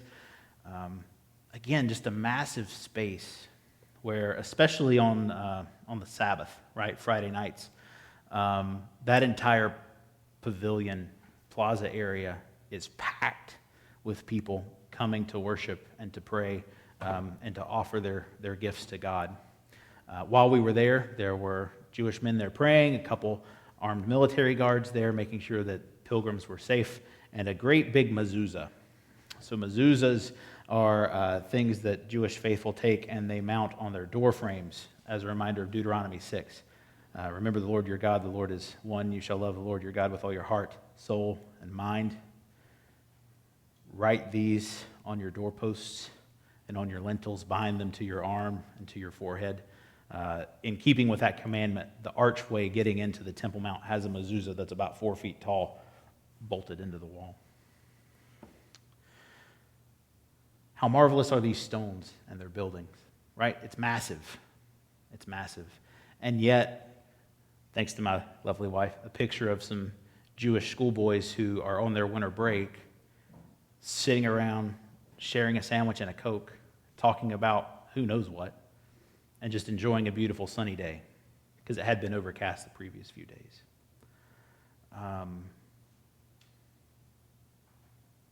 In that space, you feel the conflict, you feel the tension, you recognize that there are people with significant differences here, and those differences have caused real bloodshed. And yet, at the same time, there are people just trying to live their lives and grow and learn and love with one another. Off to the side of the Temple Mount are these long steps that lead up, what looks like to a wall. And they're called the teaching steps. This was their outdoor amphitheater. As Jesus was in Jerusalem teaching during the last week of his life, he probably was here with his disciples and all the crowds seated on the steps and him down front telling them about the mysteries of the kingdom and what it means to be followers of a God who sets us free. And so on the left are some of our groups as we sit there and kind of learn about the space, but also on the right, a group of those Jewish Taglit pilgrims who were learning about the faith in this spot where their ancestors would have learned about what it means to follow God faithfully. And right across there's the Mount of Olives from the exact same spot. Right, you're not far from any of these locations at all. That corner up there of the building is probably what we call the pinnacle of the temple, where the adversary took Jesus there and said, "Throw yourself off, right? If you are the Son of God, and let the angels save you." But on the other side, going up the hill to the Temple Mount, anybody want to guess what all those little rocks are? It's a cemetery. We'll get to that in a moment, but it's a cemetery. Just right across from the Temple Mount, through the Kidron Valley, up the Mount of Olives. In the streets of Jerusalem, the old city's divided into 4 quarters. There's a Jewish quarter, a Christian quarter, a Muslim quarter, and an Armenian quarter. The Armenians were the first country to officially recognize Christianity as a religion in the 380s or something. And so after that, the Armenians sent Christian monks there, and they were given an allotment of the city to live and serve, and they have a seminary there. And so some of these structures are just as old as that expansion in the Armenian quarter.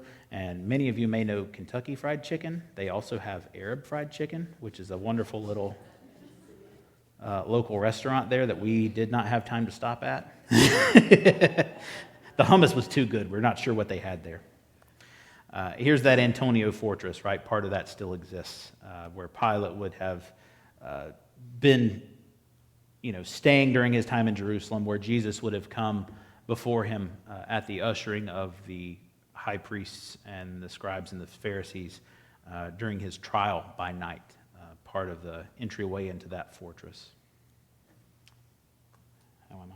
Oh, I'm still good. I got 20 minutes. Hey, you're stuck with me now.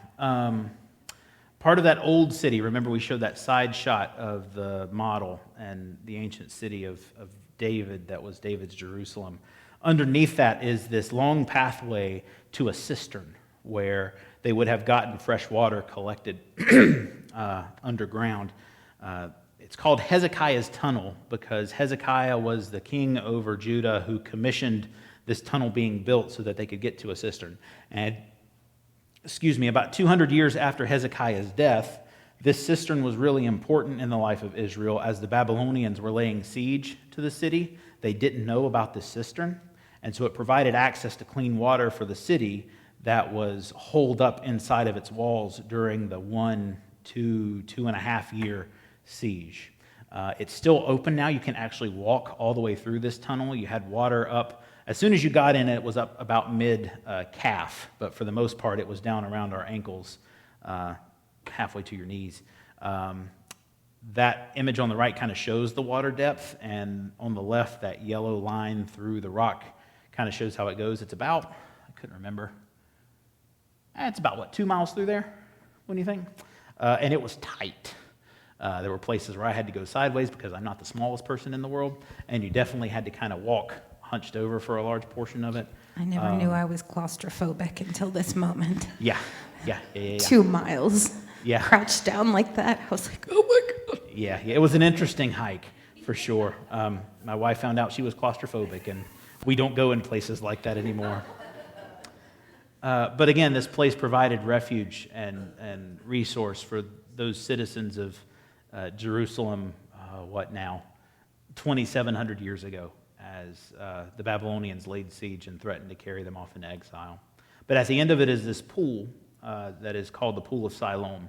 And we remember in John 9 where Jesus is walking by and a man calls out to Jesus and says, Jesus, Son of David, have mercy on me.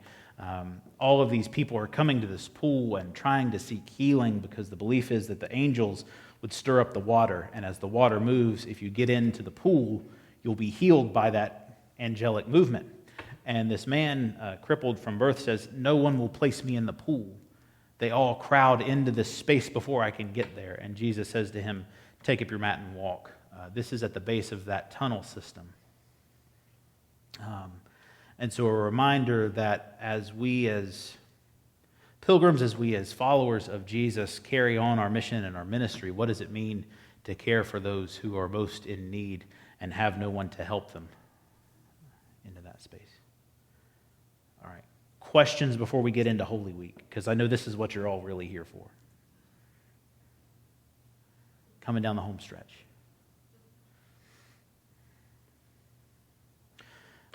So what better place to start than the top of the Mount of Olives? At the top of the Mount of Olives is a place called Augusta Victoria Hospital that was created in the early 1900s as a residence for German pilgrims by Kaiser Wilhelm II and his wife, Augusta Victoria, so that as these Germans came to the Holy Land and explored all of these holy sites, they had a place to stay, basically a Germans-only hotel. Over time and over some of the political conflict, that site, that facility, changed hands, and during one of the conflicts in the 1940s, 1948, as Palestinian refugees were in need of medical care, it was converted from a hotel into a makeshift hospital. After the immediate crisis is over, they maintained that site as a care facility and distribution hub for people in what we call the West Bank, Palestine, those areas. And so in the late 40s, Augusta Victoria Hospital was founded. Sometime in the 50s, as the budding nation-state of Israel was forming and coming into being, the board of this hospital that had been cut off from its German church, because we know what was happening in Germany in the 1940s, felt that they had to protect this hospital's mission of serving people in the West Bank because the other 18 hospitals in Jerusalem were inaccessible to them, to Palestinians. And so the board of Augusta Victoria Hospital transferred control of the site over to the Lutheran World Federation, which is a global association of Lutheran denominations that care for and provide for the larger church's mission and ministry around the world. And so Augusta Victoria Hospital is a place where people from the West Bank, Syria, and Jordan come to receive treatment for kidney dialysis, cancer care, and cardiac therapy because they have no other place to go for that kind of health care. On that site is, what you would expect on the Mount of Olives, an olive grove. And every fall, Augusta Victoria Hospital sponsors an olive harvest party from about mid-October to mid-November. So if you ever find yourself over there and want to pick olive trees, this is the place to go. Beautiful site, beautiful history, connected with the people in the land. And the beginning of Jesus' entrance into Jerusalem through Holy Week. We started at Augusta Victoria and walked down the hill toward Bethpage. Bethpage is the place where Jesus told his disciples to go and find the donkey, that he would ride down the Mount of Olives and into Jerusalem on Palm Sunday, which we'll be celebrating again next week. And so I have a partial attachment to this place. This is what my home congregation is named after, Bethpage, the place where Jesus told his disciples, if anyone asks you why you're untying this donkey, tell them the Lord has need of it, and what it means to offer ourselves in service for the needs of the Lord, which is really to provide for the needs of God's people. And so again, a beautiful little chapel space, beautiful mural there depicting Jesus' triumphal entry, and little palm branches all along the ceiling rather than on the floor, marking that site throughout their weekly life of worship. That little stone on the left, tradition says that Jesus didn't just, saddle up on the donkey, but he climbed up on this rock and then sat down on it. And so they've kind of kept this tradition going that this stone has some significance of importance. I mentioned a cemetery. So this is looking from the Mount of Olives down across the Kidron Valley, up the hill into the Temple Mount. There at our feet is a Jewish cemetery. When you get down into the base of the valley, it is a Muslim cemetery, and up the side of the hill leading toward the Temple Mount is a Christian cemetery. Now, why would you put a cemetery on the Mount of Olives? All of our faith traditions say that when the Messiah comes, he will return on the Mount of Olives. Now, what happens when the Messiah comes? Louder, come on. Everybody's raised from the dead, right? We're resurrection people. Well, don't you want to get raised up first? So they put their cemetery on the Mount of Olives in anticipation of the coming of the Messiah, so that when that comes, we get to be first in line. But it's also an interesting reminder that for people who look for the raising of the dead and the healing of that new kingdom to come, there's a hospital just up the hill, offering healing and wholeness and new life to a people who long for it. And so in many ways, the Messiah is already present in that space as that healing, as that wholeness, as that mission of care is already happening.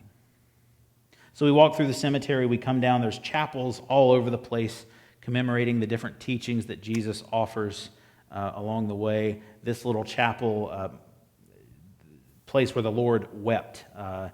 Jerusalem, Jerusalem, how I long to gather you under my wings like a mother hen gathers her chicks. You who kill the prophets and lay waste to the orphan and widow. How I long for you to be mine and return to me. So Luke tells us. But at the base of the hill is the place we call the Garden of Gethsemane. And here is the Church of all nations. Again, olive trees, those right there on the left, date back about 2,000 years. So some of these trees could have been planted and producing fruit at the time of Jesus. Olive trees are really, really hardy. And in this church is a place, we all know that really famous image of Jesus leaning against a rock, looking up into heaven, praying, Father, let this cup pass from me. The altar space built up and around that traditional site of Jesus' prayer. They were having worship while we were there, so we weren't able to really get a good sense of what the worship space is like, but another place of importance in our life of faith. Part of the old city wall, you can still see all the bullet holes from the conflicts back in the 60s and 70s, where it was used as a barricade for some of that. And a statue of David. Reason that statue is important is because it's tradition held that David's tomb is actually beneath the site that we call the upper room, the place where the disciples gathered with Jesus on the night of his betrayal and shared their last meal together with him. You've probably noticed a lot of these traditional sites have been expanded and upgraded over the course of 2,000 years. This has been a first century church, right after the resurrection. It's the place where the disciples gathered and received their visitation from the resurrected Jesus, where they received the outpouring of the Holy Spirit. It was the first sanctuary in many regards of the Christian tradition. And over the years, it's changed. It was a mosque for a period of time. It converted back to a church, and now it is just an open site for people to come and see and pray. And this medieval architecture that was left after it became a mosque is an image of a pelican and her offspring. Part of the ancient medieval images of Jesus is a pelican pulling her own flesh apart with her beak and feeding her children as a sign of what we receive in the Eucharist, Jesus offering us his own flesh and blood for nourishment.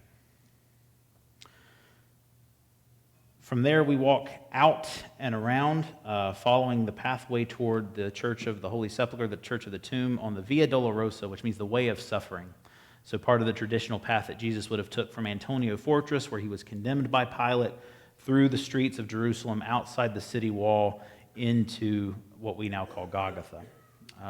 Some of this ancient roadway dates back to the time of Jesus, some a little more modern, but it's all open-air markets. The entire way we have people, stall vendors offering their goods, knockoff T-shirts with, Batman and Tom and Jerry and all different kinds of stuff on them. Food vendors, all kinds of stuff.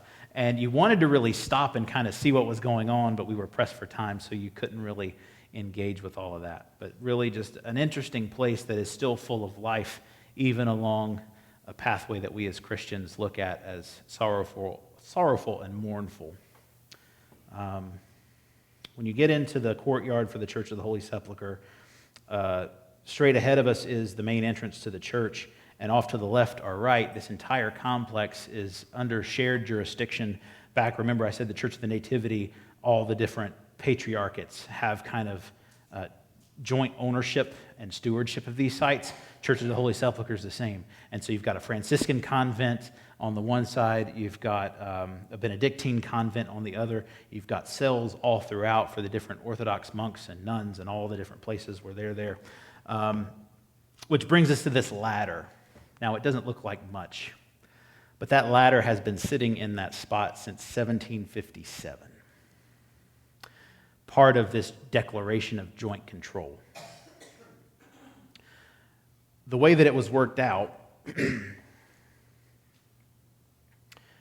no one could make upgrades, additions, or changes to the site without the input and authorization of the other 5 joint governing authorities.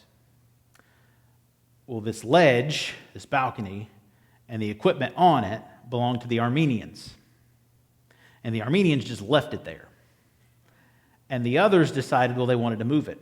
But if they were to move it, they would have made a change to something that was owned by another authority. And so over time, as the wind has blown and knocked this ladder over, they've set it back up.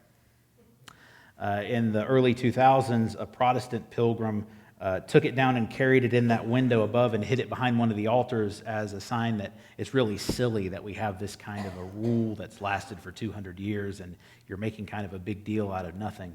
But they found it and they put it back. As a reminder of the delicate relationships that exist in this place, that these holy sites don't belong to any one person or group of people. They belong to all of Christendom and even then all of the world. And as we live and as we move and as we minister with one another, it takes all of us working together to go about life together. I don't know that that's the original ladder, but it's still there. As a sign both of Christian division, right, of all the ways that we are separate from one another, but also of the call to what it means to strive for the same mission and ministry that Jesus has given to us. So you come into the Church of the Holy Sepulchre, and off to the right is a really steep stairwell that takes you up onto a raised platform that is actually built up and around Golgotha, Calvary, the rock that we talked about. Some of it's exposed there where you can see. All around this is beautiful iconography, murals, mosaics. The one on the left depicting the binding of Isaac that we talked about earlier from the Temple Mount slide, but also the preparation of Jesus' body for crucifixion. His mother Mary weeping, Mary Magdalene there as well, and the centurion off in the back. Places of devotion all around this platform that's really about the size of this sanctuary, built up and above the rock that we call Golgotha. The altar space there has a beautiful image of the crucifixion, all of that silver work, handmade to be the garments of Mary and the beloved disciple on the other side, and Jesus' undergarment, and then the gold crown of thorns on his head, candlesticks, places for incense and devotion there. And like the Church of the Nativity, the altar space is built especially low so that you can go in there and reach through a hole and actually touch the rock, but you do so with humility and purpose, recognizing that when we come before God, we are all but sinners, kneeling in the presence of the divine. From that place, right, you come down the steps and you find this big flat slab of rock where tradition says Jesus' body was laid, as Nicodemus and Joseph of Arimathea prepared it quickly, wrapped him in clothes, and then took him off to be laid in the tomb. It's called the Stone of Anointing. Again, a traditional site, not necessarily something we can verify in that regard, but a reminder that God has died, but also his body has been cared for by followers and devotees, even those who worshiped him in secret. Interesting little fact, and I just love this one. Underneath Golgotha is a little niche in the cave system, and of course it's been walled up over the centuries, but that little placard that gets in there is an opening and a niche where an ossuary, small box with bones, could be stored. And tradition says that this is Adam's tomb, right, the first human. If you look at Christian Orthodox iconography, underneath the side of the cross, that little black opening there at the bottom, is a skull and crossbones. And it's the teaching in the church that Jesus is the new Adam, right? The perfect human who comes and takes our place and shows us what it means to be truly human. And so the tradition says that when Jesus died as the new Adam, that happened over the same spot where Adam happened to be buried. Again, one of those teachings of the church that we use to illustrate our life of faith, but nothing that we can verify. But even in that site, right, this opportunity to explore the mystery of our faith and what it means to be people who experience death as a result of the first human's sinful brokenness, but also life through the death of the one true human who was raised from the dead for us. This is the active worship space here in the Church of the Holy Sepulchre. It's kind of curated by the Coptic Christians who are out of North Africa, I think Egypt, Alexandria, all that kind of space. And that little pillar there in the middle is called the navel or the belly button of the world. This is the midpoint between the top of Golgotha and the tomb as that central place where death and resurrection meet. And so as they come into this worship space, that little pillar is there with a little engraving on the top of it to remind us of what actually happens in this large, massive structure. We have under this roof all that God has intended for us as people of God. The rotunda where the tomb was under construction, and so I don't know if you can see, but it's really a massive space. All 6 governing authorities had agreed to do some of these renovations, and they were underway when we were there.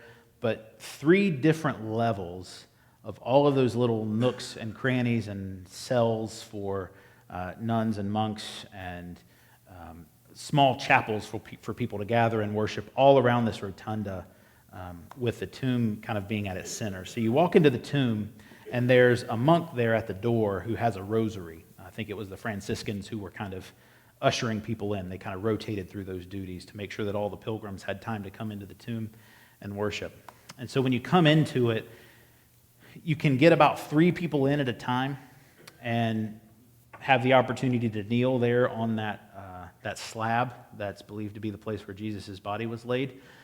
Over time, this tomb was covered in various marble and limestone fixtures and decorations because over the course of 2,000 years, pilgrims have decided they wanted to take a piece of the tomb home with them. So they would chip away at the rock, and to prevent there not being any left, that's why all this stuff is kind of built up and around it. But you can get there, have a piece of time and pray in that space, and then you'd hear the monk at the front door kind of wrapping his rosary along the marble, letting you know that it was time to move on and let the next group of pilgrims in to pray.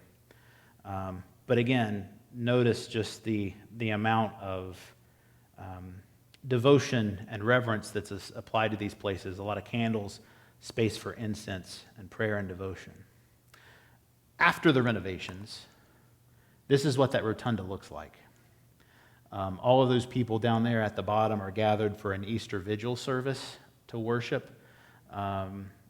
Holy Saturday, as the daylight is fading, they gather there to begin their service and await the illumination of the holy fire. So at Easter, we take our Paschal candlelight, we light it, and we celebrate the light of Christ come into the world through the resurrection of Jesus.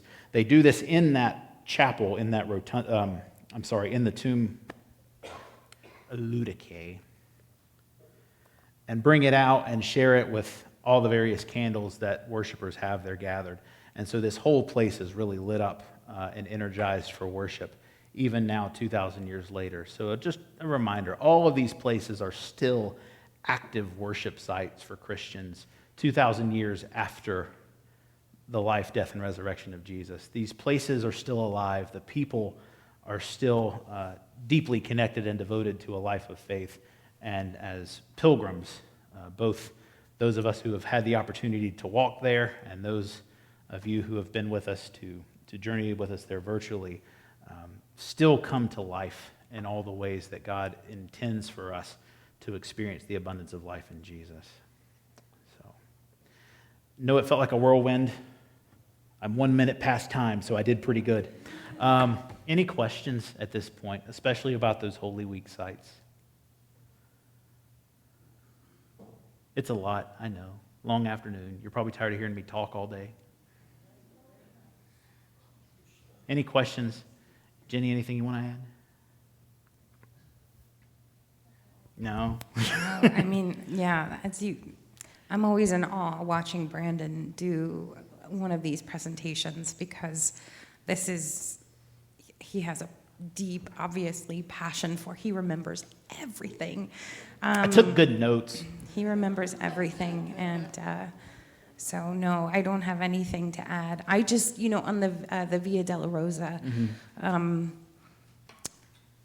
I was really just overwhelmed at how tiny the street, the ways were, Yeah. and the first Easter, the first Holy Week, I was back after we were there, and we were talking about Jesus' passion, and as he's carrying the cross, it took on new meaning for me because it must have been claustrophobic, these tiny little streets that are packed with people just screaming and lashing out at him, how the world literally was pushing in on Jesus. That really was overwhelming to me, and yeah, it was a beautiful trip. It was like drinking from a fire hose, sort of like what we did here. Yeah. Every day for 10 days, up for at 6, 13, down at 10. 14 hours a day, Yeah. just constant on from one thing to the next thing to the next thing. So if we ever went back, I would want to pick a spot and linger there for multiple days. The Sea of Galilee and Capernaum were the places where I felt spiritually the closest to Jesus. I was deeply moved there. So. Yes, Sue. Just a question about, so when you guys were in the churches and stuff, and you said that everybody worshiped together, Yep. was that every denomination or every religion? Because later on then, if they're at the Wailing Wall, Mm-hmm. and when they're separated. Yeah. So is that based on which religion you practice? Yeah, and it depended on the site. So for a lot of the Christian worship sites where we were, because they recognized that this is, right, prime pilgrimage spot for people, there weren't those hard and fast distinctions between the denominational affiliations. On the Temple Mount, because they recognized that this site is important for Jews, Muslims, and Christians, to get there, they walked you up a ramp and through a security checkpoint, much like going into a concert venue or a stadium for a sports game. But part of what they were doing wasn't necessarily looking for weaponry or explosive ordnance or anything like that. They were looking for religious paraphernalia. So because that is a Muslim-controlled site, Bibles, tracts, pamphlets, anything of that nature was confiscated as a way, in one part, to prevent that religious proselytization and creating unnecessary conflict in those holy sites, but also to exercise some control in that space. At the Wailing Wall, somewhat similar, right? They didn't necessarily guide us through a checkpoint, but they were definitely checking to make sure that behavior was not askewed because of violence that's been perpetuated against the Jewish population. And so anyone could find themselves there, but you could definitely tell that the security force was... That was, the Wailing Wall is Yeah. a Jewish... Microphone. Yeah, it's out back. Uh-oh. So, yeah. The Wailing Wall is a Jewish site, and while it's recognized that people from all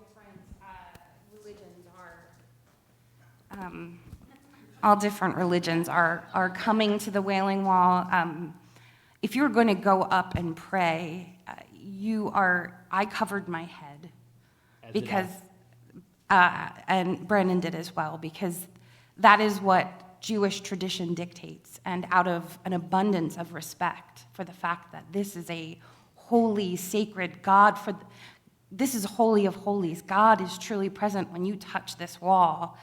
There was an adherence sort of to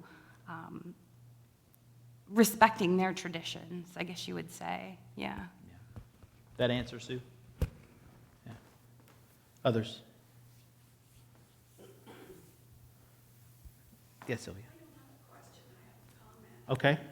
Thank you so much. Oh, you're welcome. I think I forgot a lot, or I wasn't told about all of this, Yeah. but I learned a lot today. Oh, you're welcome. I really did. You're welcome. Thank you. Yeah. Again, you probably saw I'm more of the historian archaeologist of the group. And so, yeah, it's always a joy to get to revisit some of these things. As I was prepping these slides and revisiting some of them, it took us both down memory lane, and we spent a lot more time reminiscing about what we experienced in those spots than we did updating for this presentation. But no, thank you. It's also important to remember, so the tour we took with our seminary professor was a historical tour. Right? Yeah. We're getting the background and the biblical. There are other tours. There are other tours led with a different lens in mind. So my seminary mentor, who's a practical theologian, so a practical theologian is someone who says, well, what does all this mean for us today? What does all this mean for a person on the best and worst day of their life, which is more me, where they're going to these holy sites, but it's formed around a lot more conversation, where you're meeting people who have lived and experienced and different things, and you're talking about it as people of God together. So, so the things that we saw certainly lend that this was a very Brandon tour. I loved it. Don't get me wrong. That's what you get for celebrating a 275th anniversary, all the history stuff that comes with it. But yeah, so like we didn't go to any of the walls that serve as the dividing line between Israel and the West Bank, and especially the Peace Wall. Those of you who may have seen pictures online, murals from people who have come from all around the world showing images of various symbolism and movements in the course of history that promote a sense of peace and wholeness and reconciliation. So, we didn't do a lot of that kind of exploration and encouragement, but we did hear from a lot of different people who were deeply involved in their local communities, trying to make sure that the people that they know and loved and cared for were provided for, and that the relationships that they had forged over the course of generations were healthy and whole. And so we did get a mix of it, but yeah, it was definitely more of a historical, biblical, theological exploration of the land. So, any other questions? Harry, I thought you had something. Or were you just stretching a minute ago? All right. Yeah. So you said you wore head garment. Was there any other restrictions as far as clothing? As far as clothing, no. We were told the night before, dress modestly, so no spaghetti straps for the women, no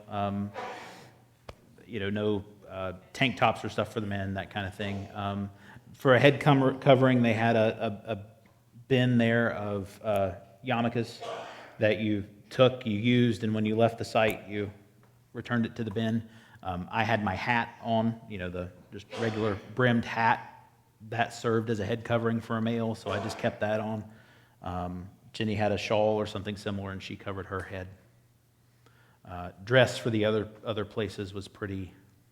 Yeah, I think that they told us from the beginning, dress for comfort, dress for walking. We walked about 10 miles a day.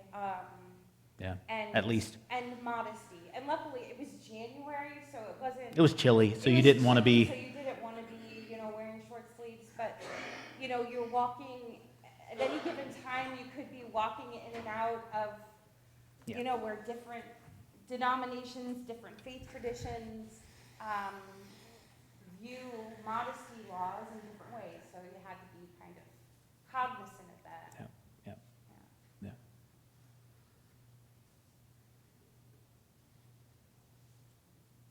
I was just going to offer that within the last 12 months, National Geographic ran a but in the magazine of the reconstruction of the Dome of the Rock, the latest renovation of the Dome of the Rock. Okay. It was really well done. Talks about all the underground caverns and everything. So I don't remember the exact month, but it was in Yeah.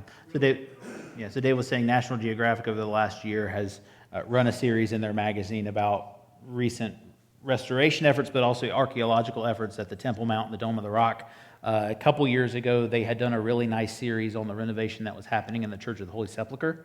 And so, especially this time of year, March, April, as the Easter season, the Passover season come around, National Geographic does a really good job of taking some really high-quality photos of some of these areas and talking through a little more of how they're currently used, but also some of the history of the location as well. So thank you, David. Yeah, National Geographic magazines, as you're in the store, and take a look at those. They have some really interesting things. Yeah, Mark.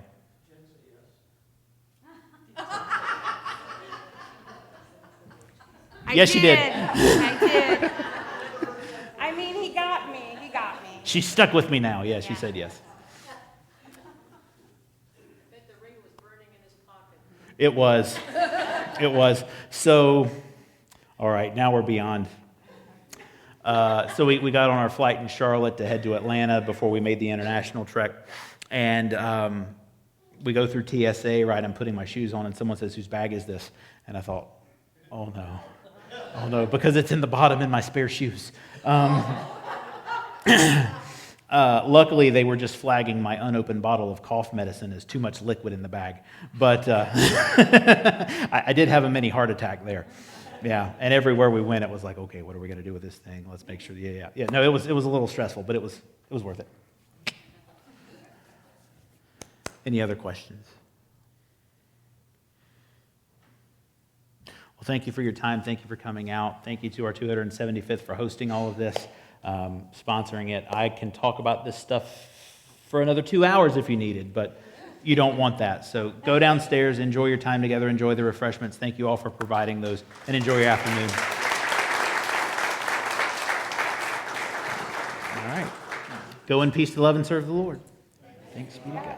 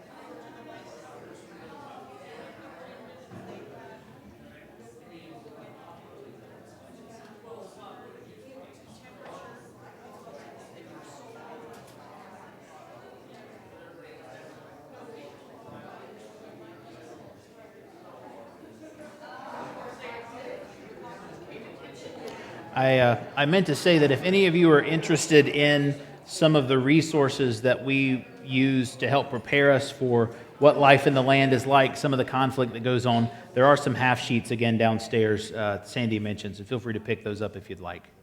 Sorry to interrupt.